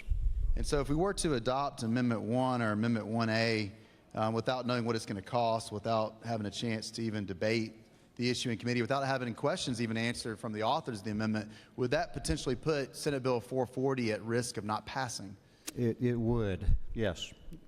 And what would be the impact if we didn't pass Senate Bill 440? How would that impact healthcare in our state and delivery of healthcare services in our state? Well, I mean, the dozen or so sections of that particular bill would certainly affect the operational security when it comes to the Department of Public Health. And it would further increase budgetary issues within that section. Well, thank you, Mr. Chairman. I appreciate you taking my questions. And isn't it true that it would be wise for us as a body to at least make sure we know what something's going to cost before we pass it, and make sure that when we have someone bringing us an issue that they at least are willing to stand up there and take questions about what they're bringing us and not be fearful of the questions they might get and potentially the answers they might have to give from the well. Isn't that true? That is true. Certainly the chairman knows it as if of what he speaks. Thank you. You do have one other question, Senator? I think we're ready to go. I'd be happy to vote on this. I would recommend voting down. Then you just say you yield then. I will yield the well.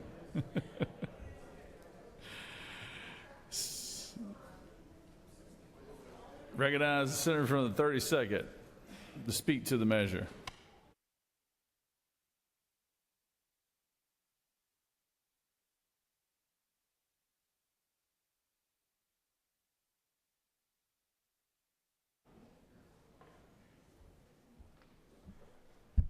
Thank you, Mr. President. There's a lot of this bill that is about transparency, and this is about the least transparent thing I've ever seen since I first saw the amendments when I got back to my seat after presenting the bill. And it's creative, but it's also an agency bill, and I would bet that no one has talked to DPH, either the senator from the 41st or the 22nd. They've been working on this bill for months, and I would strongly recommend that we vote down the two amendments and vote for the underlying bill. Thank you. I yield the well.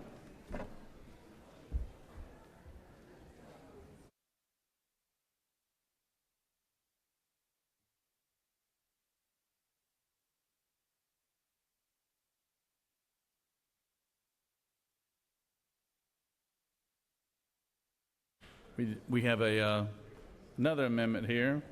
Secretary, read the caption.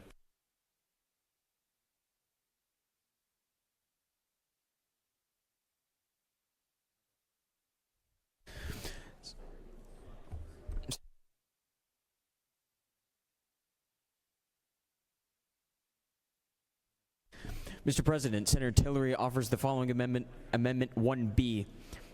By replacing the language therein with the following: amend SB 440 by placing after line 620, this act shall become effective upon the first day of July 2026. Mr. President, that completes the order.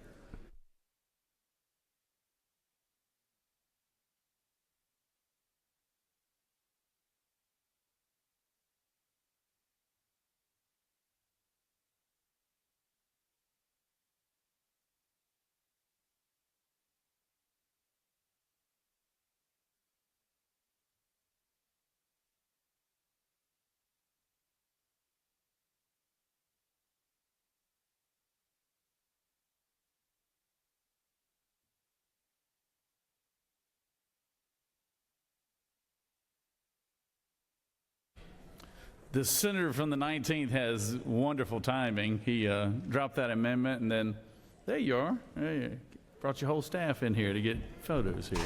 Well, I didn't know if I had the votes, Mr. Chairman. Thank you, Senators. What this allows us to do is to, I was reading the bill, notice when you get to line 620, there is no effective date. It replaces amends the amendment, striking the language, and then adding the effective date into Amendment 1. Thank you so much. Happy to yield the well. Thank you, Senator.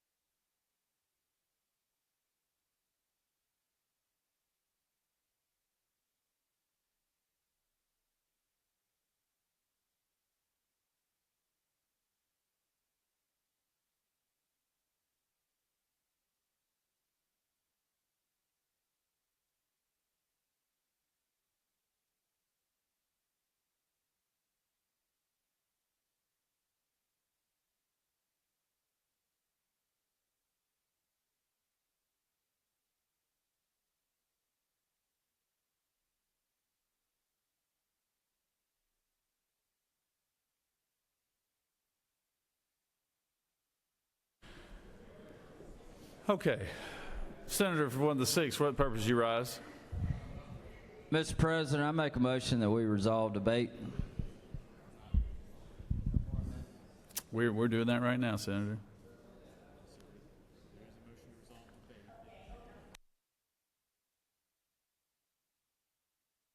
Just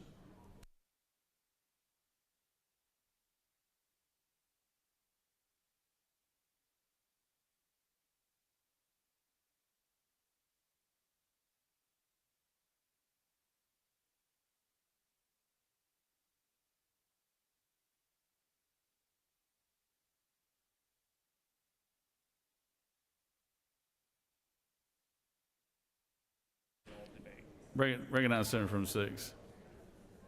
Mr. President, I withdraw my motion. Thank you, Senator.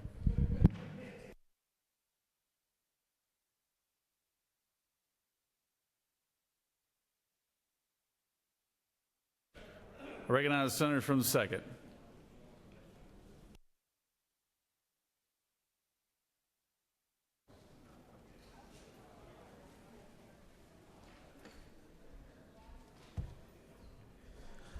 Thank you, Mr. President. Colleagues, I rise in support of Amendment 1 and Amendment 1A, and I want to clarify a couple of things that I heard earlier about the need for a fiscal note. And I absolutely made that argument from this very well maybe a week or two ago, and I argued about the necessity and the importance of a fiscal note. But then I thought, well, maybe I was wrong, and so we passed 4 pieces of legislation without a fiscal note to tell us how much something would cost. And so I had to look up the textbook definition of precedent. A precedent is an earlier event or action that is regarded as an example or guide to be considered in subsequent or similar circumstances. And so I believe that the precedent was established when we passed those 4 pieces of legislation a few weeks ago without fiscal notes, that the minority caucus decided that we would introduce these amendments since you all would move forward without a fiscal note on the impact of this bill to the state budget. And so now we're talking about the impact to the budget today, but now we've heard all session long the lectures on affordability. Well, folks can't afford health care, and this is health care for working people. This is health care for working folks. This is health care for people who need it, and guess what? This is your opportunity to do the right thing, and if you have to hold your nose and vote yes, you can turn your head and vote yes. But you could do the right thing on this legislation today to ensure that working folks have the opportunity to have the access to health care, and it is important. So let's not talk about affordability and just vain, repetitious words. Let's be serious about it. This is one opportunity that we can address the affordability in health care, and we can do something about health care to make sure that people can afford health care. This is not new legislation. We've debated this ad nauseum in this body, but guess what? Folks are still uninsured, underinsured, and in fact, we've spent more money on the program than we have on the health care for the people on the program. So let's talk about red tape and bureaucracy. This is our opportunity to do the right thing. So don't come and lecture the minority party, the minority caucus about affordability when you have the opportunity to make sure working folks have health care. That's what this is health care for working folks. Health care for small business owners that cannot afford to pay big premiums because they can't raise the wages, they can't cover the employer-sponsored portion of health care, but we could just do the right thing and vote yes on this legislation. And I know this would be a policy shift for many of you, but it's the right thing for working folks, and we can do that to make sure that everybody has an opportunity to have health care in this state, because I think we all could agree it is a travesty that folks could die without having health care. And Mr. President, with that, I want to remind everybody this isn't new. You set the precedent, majority party, that you've moved 4 pieces of legislation with no fiscal note. So my grandmother also told me what's good for the goose is good for the gander. So if it was good then and it's good now, let's vote yes and let's get this health care for working folks of this state. And with that, Mr. President, I yield the well. All right, Senator. Recognize Senator from the 14th.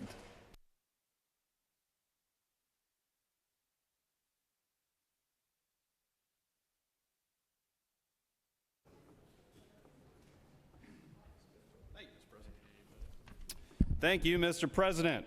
I think we all benefit from some clarity about exactly what vote is about to happen. Well, I should say votes, because prior to the senator from the 19th's proposed Amendment 1B, we were only going to take one vote on this, and now we're about to take two.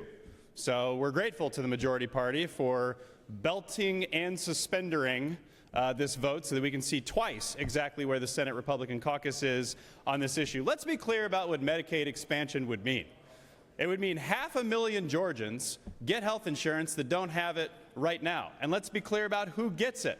The 138% number of the federal poverty line means that families making up to $45,000 roughly per year would be covered, and individuals making up to $22,000 per year. Folks, these are not Vanderbilts we're talking about.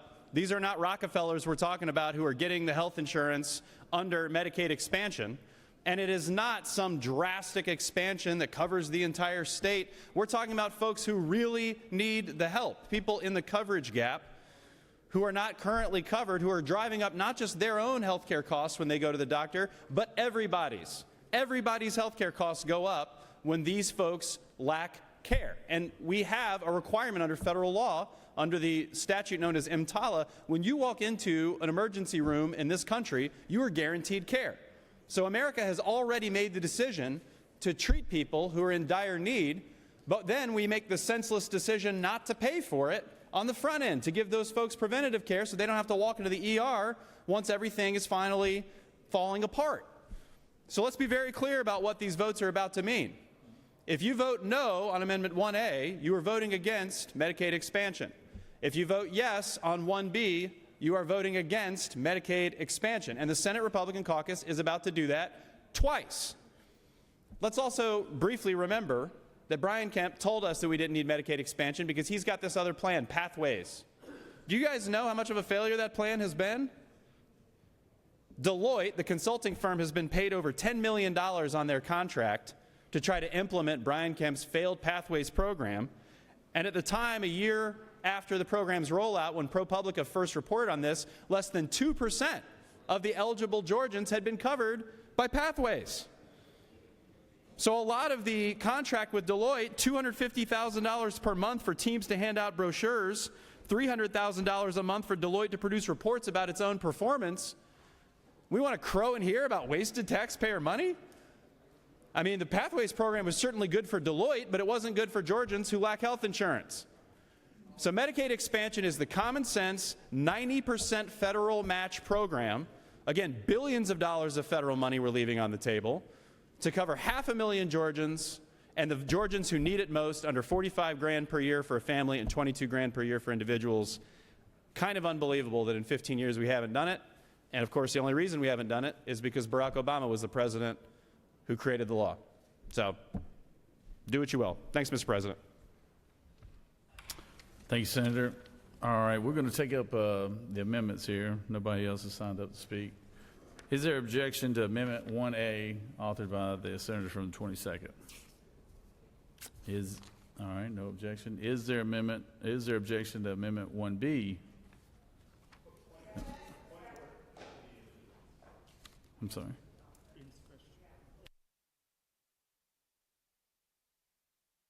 Only in the special, not in the special actions. We're just taking these two up right now. Is there objection to 1B? You object, all right.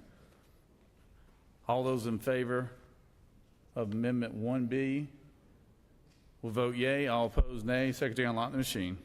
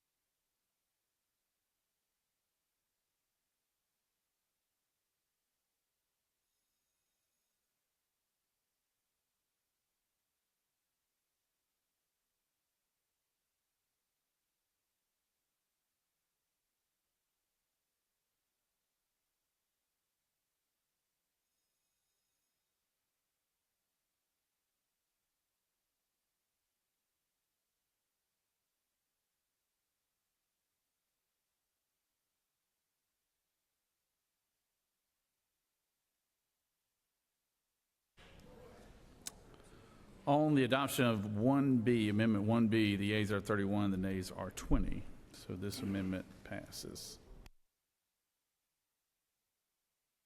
Question now is on adoption of Amendment 1 as amended by 1A and 1B.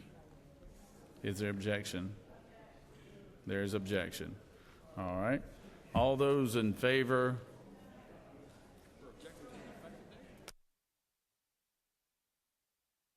All those in favor of Amendment 1 as amended by 1A and 1B will vote yea. All those opposed, nay. Secretary, unlock the machine.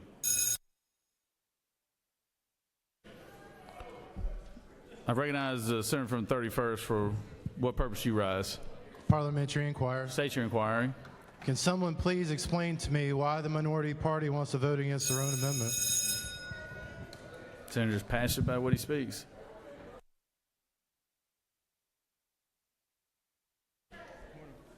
No, recognize. Parliamentary inquiry. State your inquiry. Isn't it true that Amendment 1B amended Amendment A1, which was ours, gutting Medicaid expansion? Isn't it true that this bill does not do what we were trying to do with our First Amendment? So that's for each and every senator to decide. Recognize Senator from the 22nd.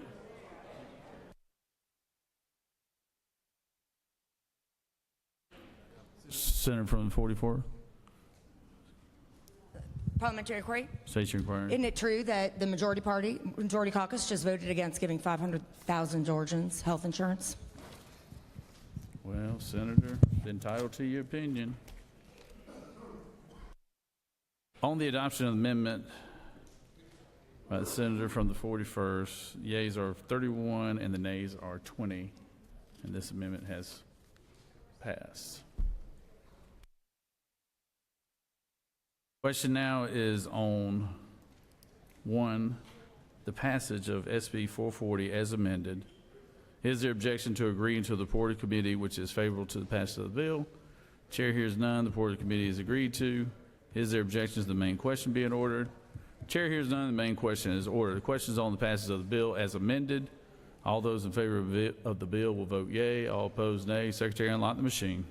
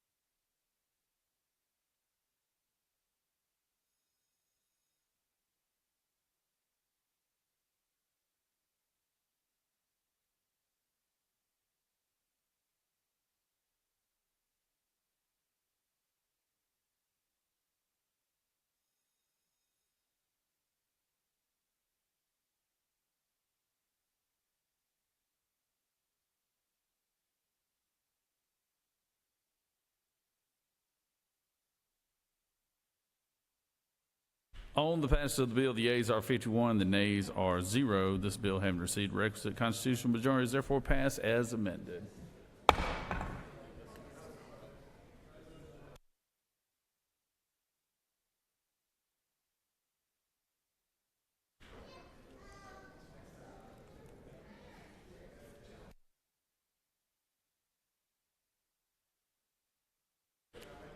Secretary, read a message from the House.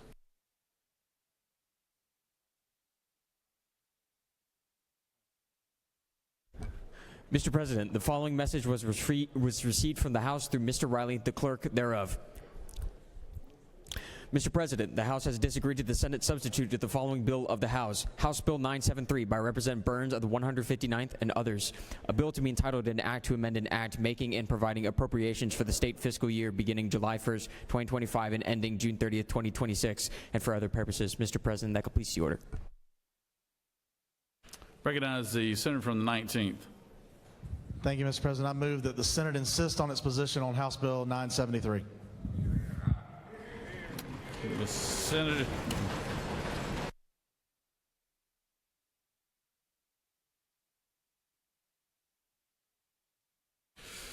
The senator from the 19th has insisted on the Senate's position. Is there objection? All right, without objection, we live on to fight another day, Senator. We fight another day. So recognize the senator from the 33rd. For what purpose do you rise? Yes, Mr. President. I ask for unanimous consent to excuse the senator from the 35th for business inside Without the objection, the Capitol. senator from 35th is excused. Secretary Reed, Senate Bill 427.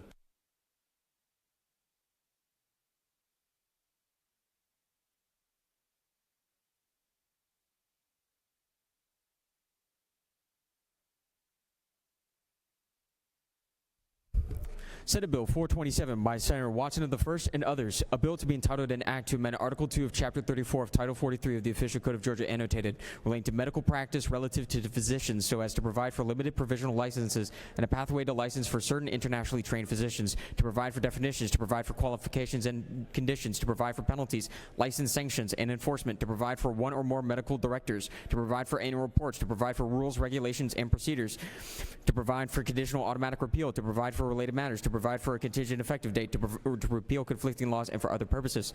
Mr. President, the Senate Committee on Health and Human Services recommend that this bill do pass by substitute. Senator Watson of the 1st, Chairman.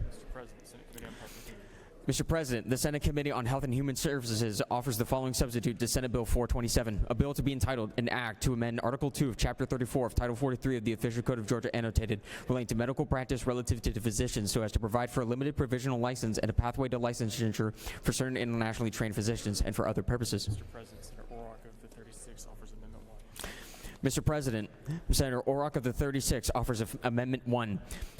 Amend the Senate Committee on Health and Human Services substitute to Senate Bill 427 by inserting a federally qualified health center after Title 31 on line 46, by inserting a federally qualified health center after hospital on lines 39, 36, 30, 91, 102, 116, 119, 131, and 159. Mr. President, that completes the order. I recognize the senator from the 1st to speak to Senate Bill 427.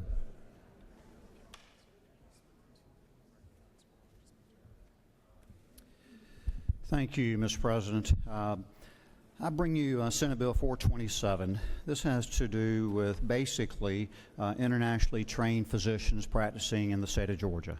We've been working on this for about 3 years. We've worked with the Georgia Composite Medical Board, physicians, nurses, all the way around.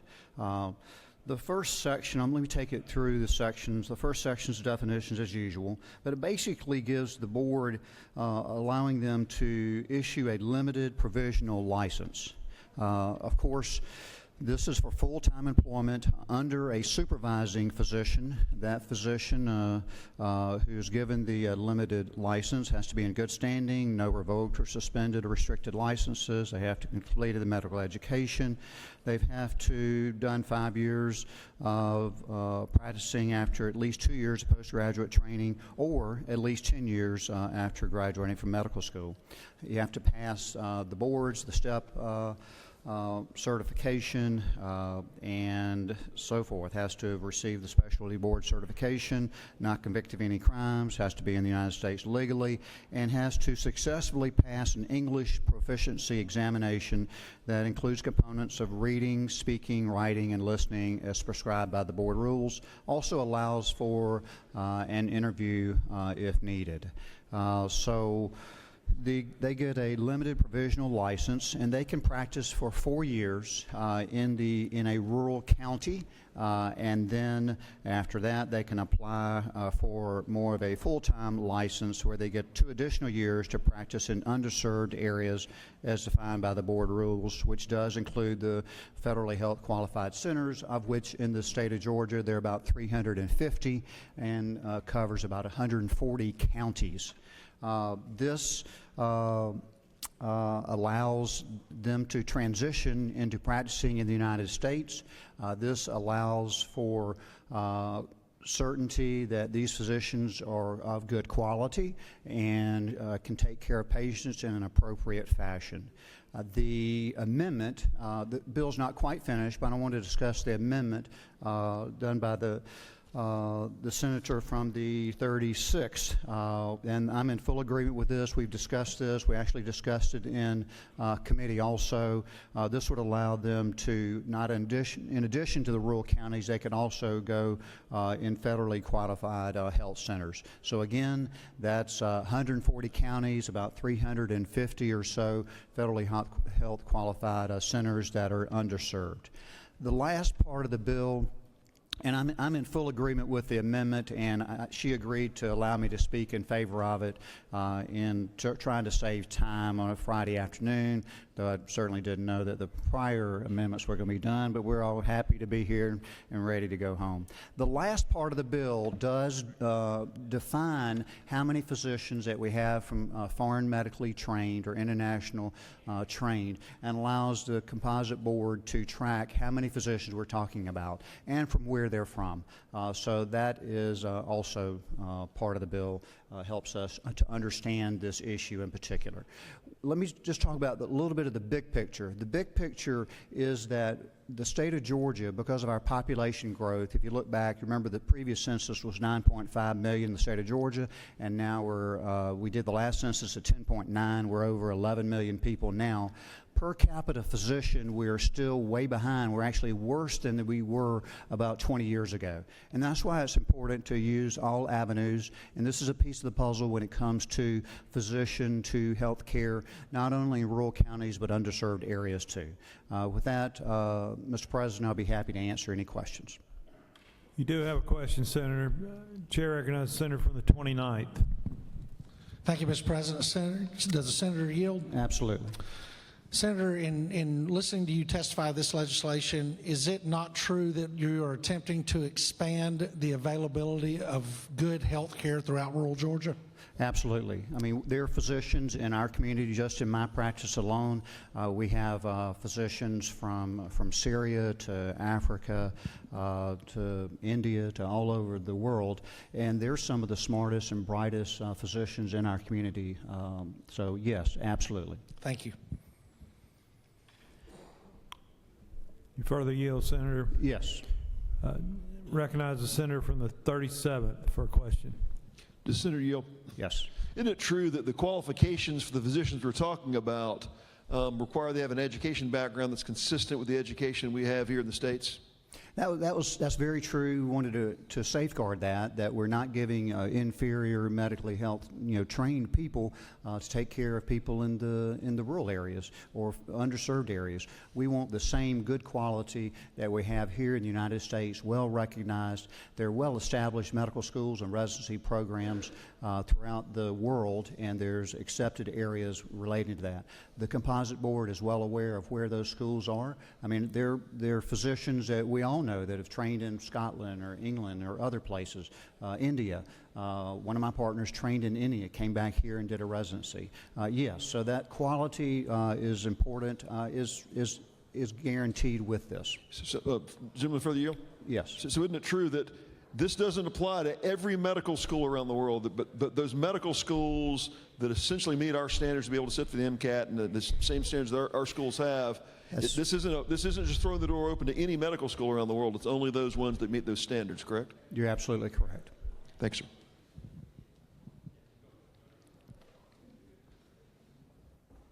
Mr. President, if there are no further questions. No further questions, Senator. Thank you very much. Ask for your favorable consideration. And again, I am in favor of the amendment offered by the lady from the 36th. Thank you. Chair recognizes the senator from the 36th. Do you wish to speak to your amendment or do you waive? Senator from the 36th, you waive. You want to speak to your amendment? She waives. Thank you. Does any other senator wish to speak for or against the measure? Chair hears none. Question is on the adoption of the amendment number 1 by the senator from the 36th. Is there objection to the adoption of the amendment? Hearing none, amendment number 1 is adopted. The question is on the adoption of the committee substitute as amended. Is there objection to the adoption of the committee substitute as amended? Hearing none, the committee substitute as amended is adopted. Is there objection to agreeing to the report of the committee which is favorable to the passage of the bill? The chair hears none. The report of the committee is agreed to. Is there objection to the main question being ordered? The chair hears none and the main question is ordered. The question is on the passage of the bill by substitute. All those in favor of the bill will vote yea. Opposed, nay. The secretary will unlock the machine.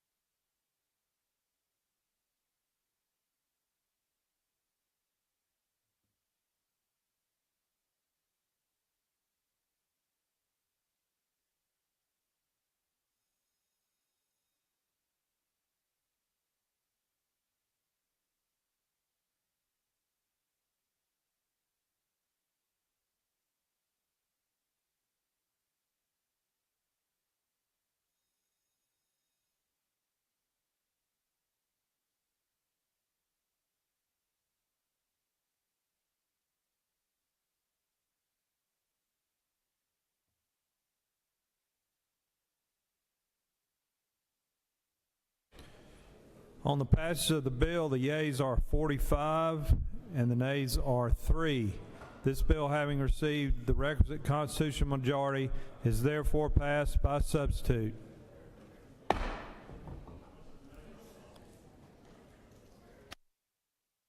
right, the Senate will suspend for just a minute.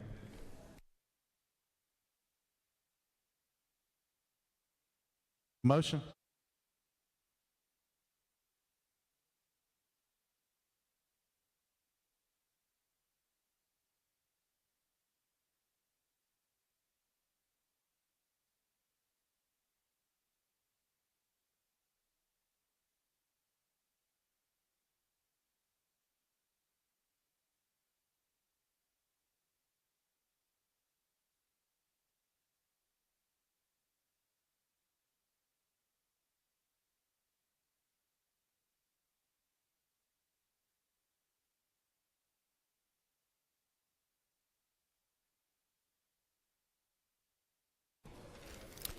Recognize the senator from the 19th. And to make a motion, Mr. President.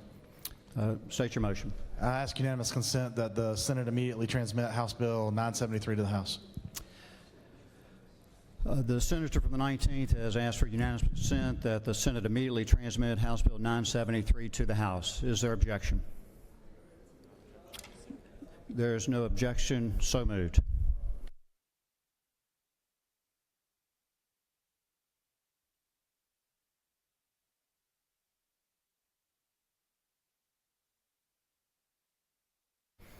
The Secretary will read our last bill, SB 409.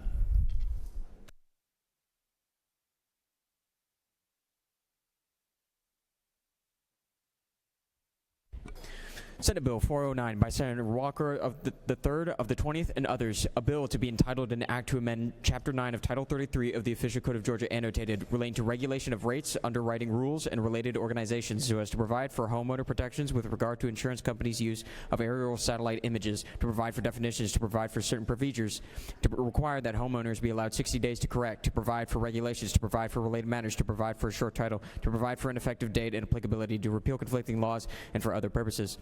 Mr. President, the Senate Committee on Insurance and Labor recommend that this bill do pass by substitute. Senator Harbin, Chairman. Mr. President, the Senate Committee on Insurance and Labor offers the following substitute to Senate Bill 409, a bill to be entitled an act to amend Chapter 9 of Title 33 of the Official Code of Georgia annotated relating to regulation of rates, underwriting rules, and related organizations so as to provide for homeowner protections with regard to insurance companies' use of aerial or satellite images and for other purposes. Mr. President, that completes the order. I recognize a senator from the 20th District to speak to SB 409.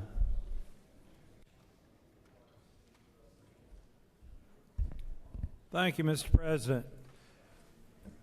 So this body has supported me in several measures over the last few years to protect Georgia consumers with regard to insurance, and that's particularly their homeowners insurance.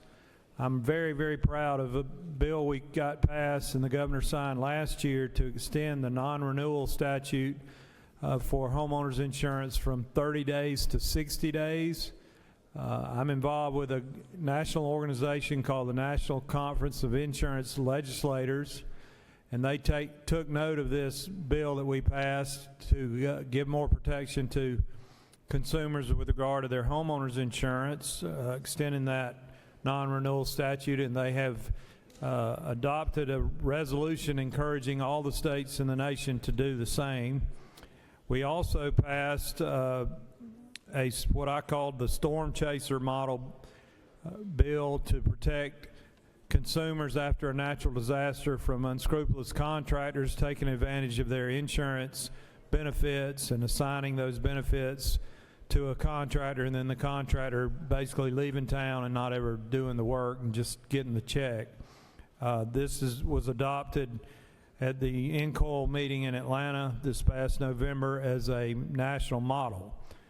So continuing along those lines, where we're all up here wanting to fight for Georgians and make sure they have the transparency and the protection they need, we have to adjust for new technologies that are being used in the underwriting process.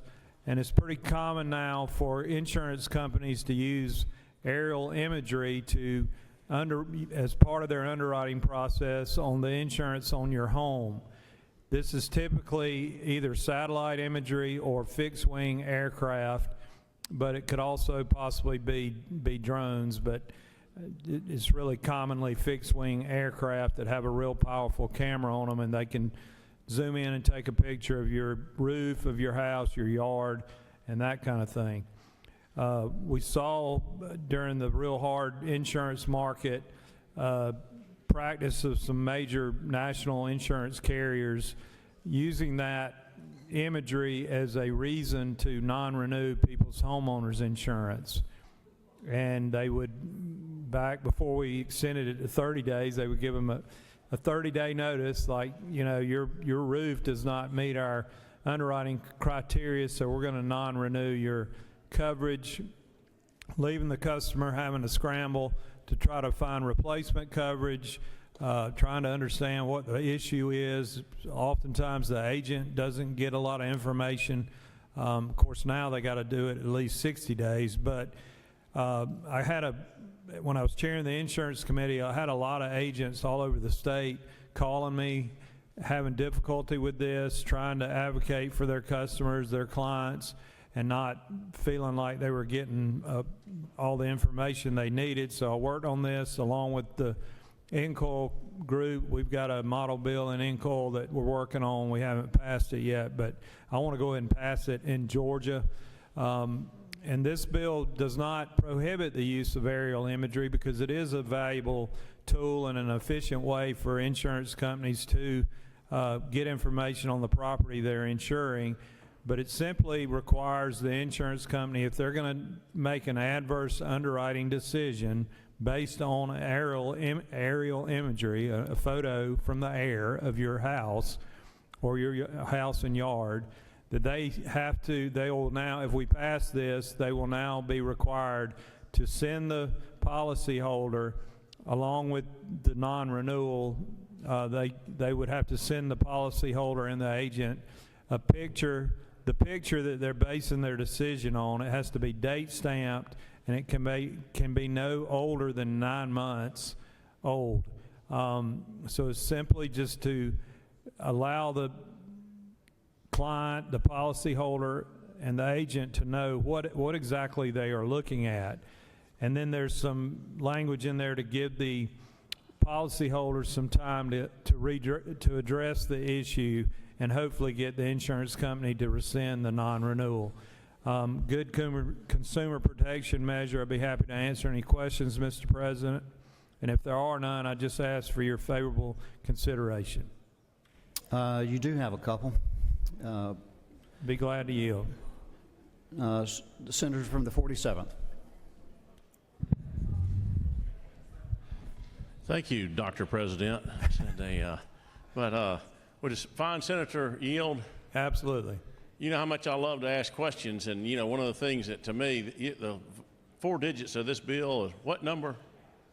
409. That's kind of a cleanup bill. That's kind of what I'm looking for.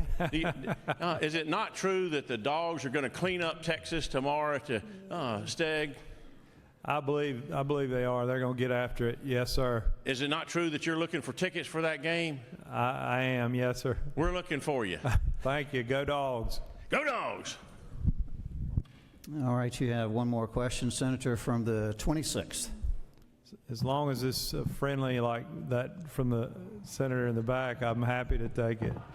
I enjoyed making day yesterday with the good senator. Thank you, Mr. President. Would the gentleman yield? Yes, sir.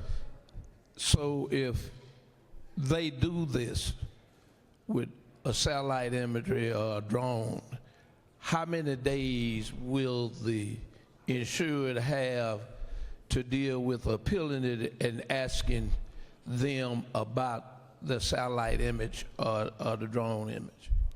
So they will still have this, because of the legislation you helped me pass last year, they'll have 60 days. Prior to that, it would have been 30, but now they will have 60. Can I just tell you all that I met the fine senator from Macon. I believe I was 7 years old when I first met him, and I've admired him and considered him a friend since then. Senator, you have no more questions. Thank you. I yield the well. Does any other senator wish to speak for or against the measure? The chair hears none. Is there objection to the previous questions being ordered? The chair hears none, and the previous question is ordered. The secretary will. Here we go. The question is on the adoption of the committee substitute. Is there objection to the adoption of the committee substitute? Hearing none, the committee substitute is adopted. Is there objection to agreeing to the report of the committee, which is favorable to the passage of the bill? The chair hears none. The report of the committee is agreed to. Is there objection to the main question being ordered? The chair hears none, and the main question is ordered. The question is on the passage of the bill by substitute. All those in favor of the bill will vote yes. Opposed, nay. The secretary will unlock the machine.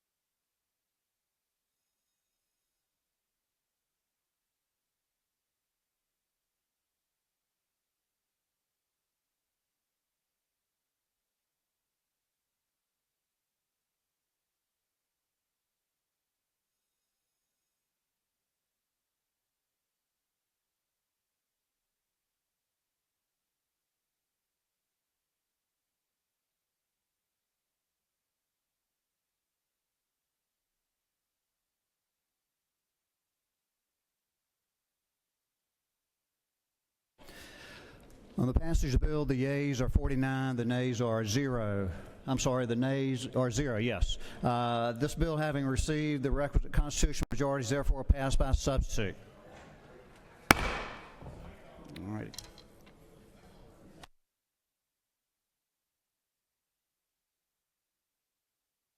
I recognize the senator from the 50th for a motion.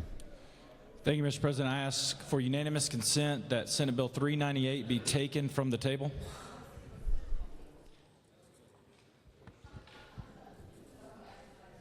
Secretary, read the caption. Senate Bill 398 by Senator Hatchett of the 50th and others, a bill to be entitled an act to amend Part 1 of Article 3 of Chapter 11 of Title 16 of the Official Code of Georgia annotated relating to wiretapping, eavesdropping, surveillance, and related offenses so as to establish criminal offenses of virtual peeping, to prohibit the use of a generative artificial intelligence system to generate images of individuals without the knowledge that such generation was without authorization or consent, to provide for penalties, to provide for an exception, to provide for definitions, to provide for related matters, to provide for an effective date and applicability, to repeal conflicting laws, and for other purposes. Mr. President, that completes the order. The senator from the 50th District has moved that Senate Bill 398 be removed from the table. Is there objection? Hearing none, Senate Bill 398 is removed from the table. The Secretary read the caption of Senate Bill 398.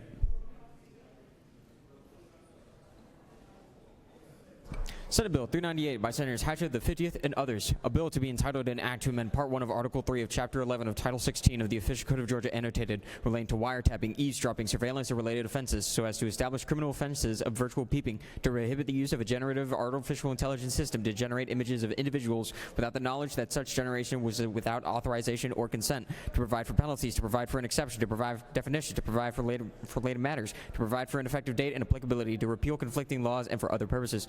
Mr. President, the Senate Committee on Judiciary recommends that this bill do pass. Senator Strickland, Chairman.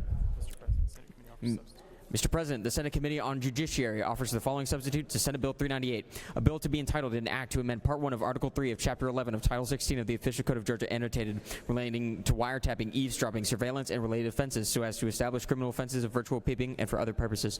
Mr. President, that completes the order. I recognize the senator from the 50th District to speak to Senate Bill 398.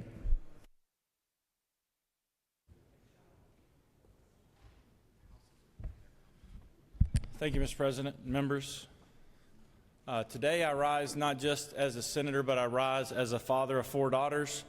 I rise as a husband, and I rise as someone who knows that every single one of us in this chamber has someone we love who could be harmed by what we're about to talk about.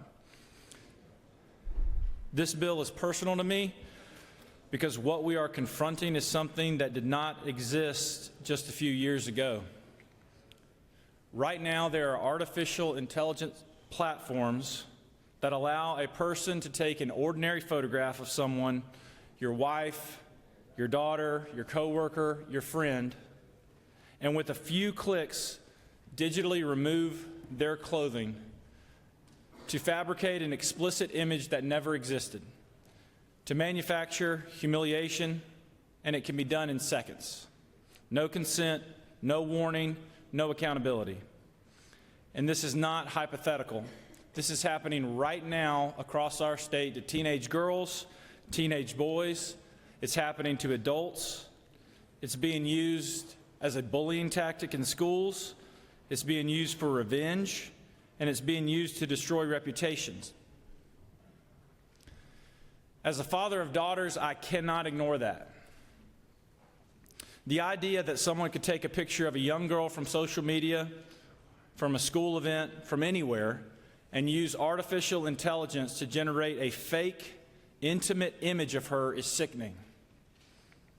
The idea that someone could do that to anyone, child or adult, and create something so degrading and so invasive without ever touching them is unacceptable.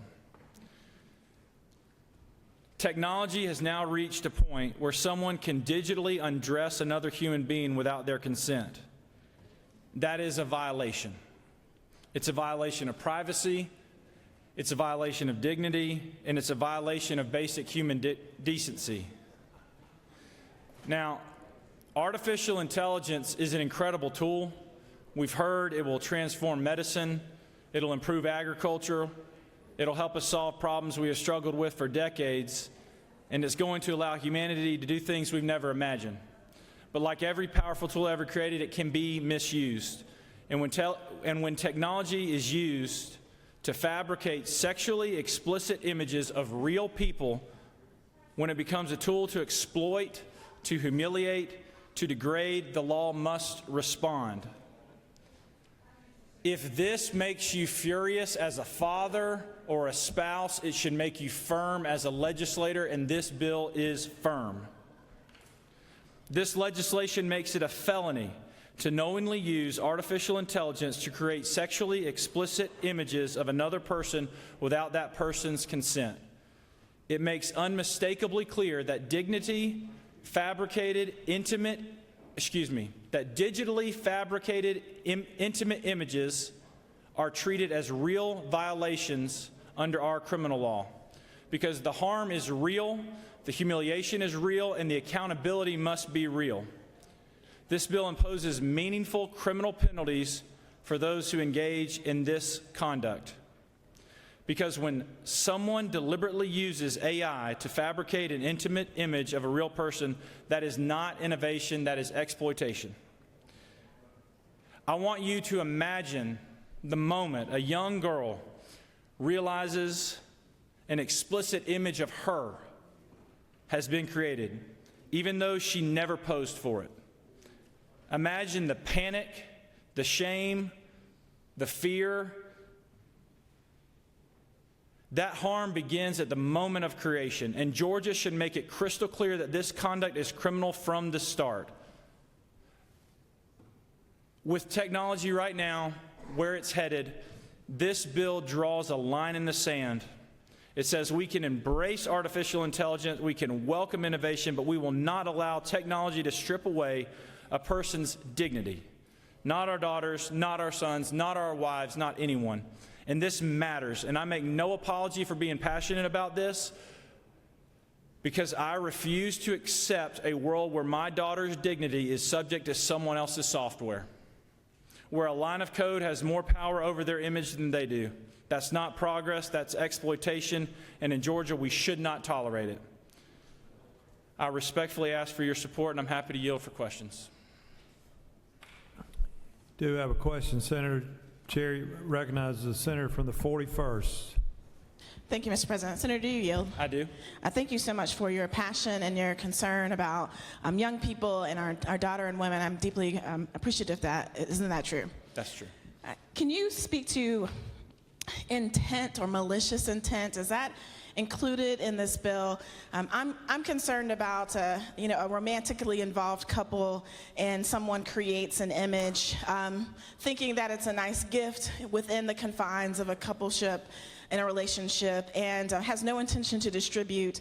This person, is there intent to distribute involved in here, or malicious intent included to preclude people who are just involved in a romantic relationship and use that technology for fun from getting a felony? Yeah, I think there is an intent portion here. You have to knowingly create an image of someone without their consent. And I think, the protections in this bill are strong, but they're necessary. I don't know if that offers or answers your question, but you have to do it knowing that they did not consent to it. Do you further yield? I do. Can you consider a scenario? Is it possible to consider a scenario in which someone, for Valentine's Day, thinking it's an act of love, might produce this type of image where AI within the confines of a romantic relationship? Can you conceive of that being possible? I think the language you're looking for is on line 65, and it said, includes an image of an adult with the knowledge that the generation of such material, including such image, was not authorized or consented to by such an adult. So in that scenario, if it's a romantic partner, you were to generate that thinking that it would have been consented to or was consented to, I think that would be okay in that situation. But obviously, if the person that you made it for objected, then I would hope you would delete it immediately. Thank you. Just one final question, if you'll yield. Mm-hmm. Isn't it true that I stand with you and agree that we should protect our children and protect innocent people from being violated in this way? It is true. Thank you. No further questions, Senator. Thank you, Mr. President. I yield the will.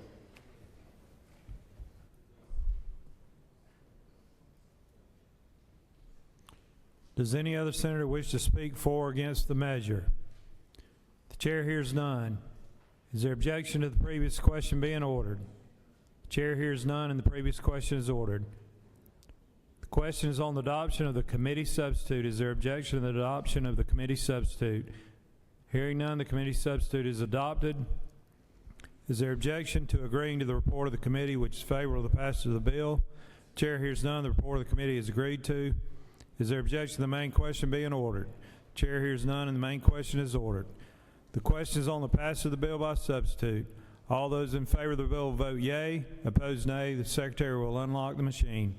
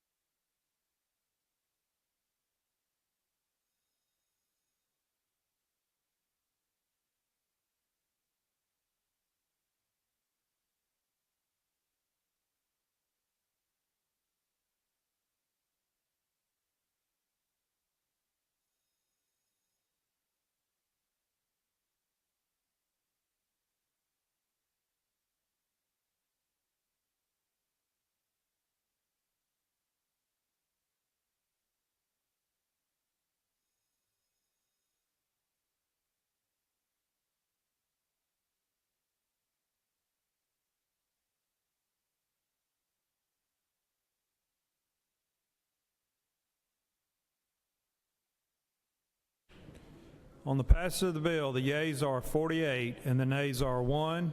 This bill, having received the requisite constitutional majority, is therefore passed by substitute.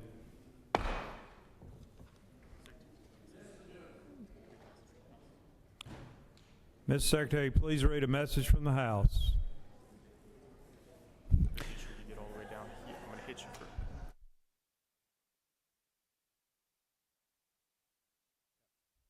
Mr. President, the following message was received from the House through Mr. Riley, the clerk thereof. Mr. President, the House insists on its position in disagreeing to the Senate substitute and has appointed a committee of conference to confer with a like committee on the part of the Senate on the following bill of the House. House Bill 973 by Representative Burns of the 159th and others, a bill to be entitled an act to amend an act making and providing appropriations for the state fiscal year beginning July 1st, 2025, and for other purposes. The Speaker has appointed on the part of the House Representatives Hatchett of the 155th, Jones of the 47th, and F. Stration of the 104th. Mr. President, that completes the order.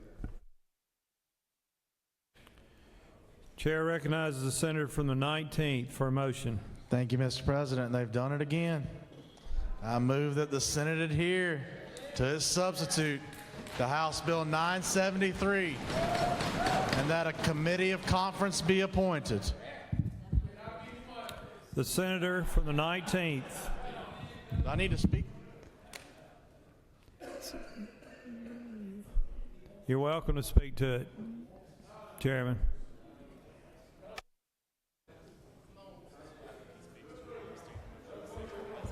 Thank you, Mr. President. Here we are again. As you know, earlier today, with only one dissenting vote, who was only a freshman and obviously voted wrong on accident. This body almost unanimously passed its budget, supporting public safety, supporting Georgia families, supporting mental health, and we sent it back. And 3 times, like the 3 little pigs, the House has sent it back to us. First it was too hot, then it was too cold.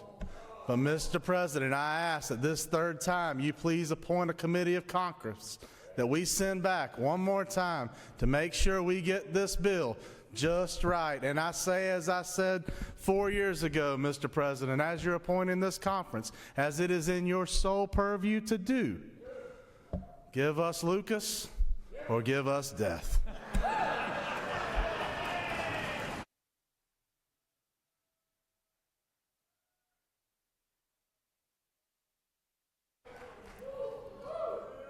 Mr. Chairman, you're singing my song there. That's puts me in a tough spot. The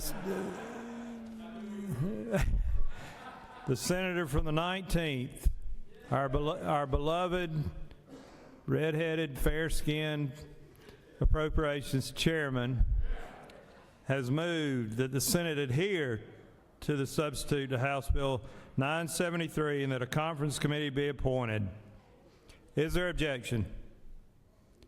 Hear none, the chair appoints the senator from the 20th.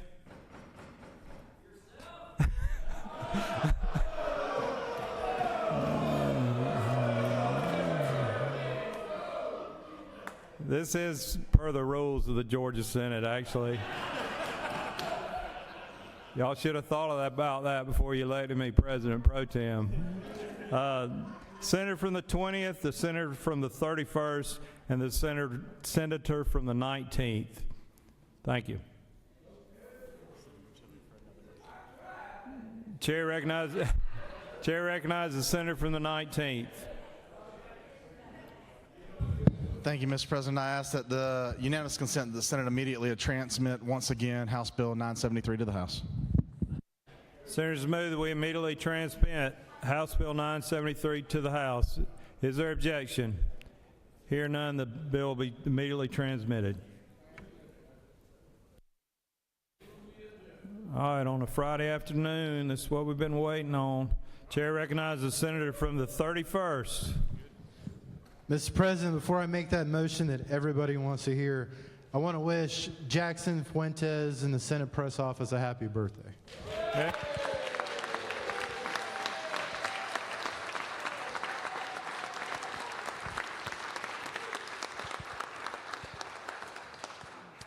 Mr. President, I move that the Senate stand adjourned pursuant to H.R. 998 till 10 a.m. on Tuesday, February 24th, while we adhere to our position on the budget. Secretary will read the announcements. The Rules Committee will meet upon adjournment in room 450 of the Capitol. The Special Committee on Investigations will meet upon adjournment of the Senate Rules Committee in room 450 of the Capitol. Mr. President, that completes the order.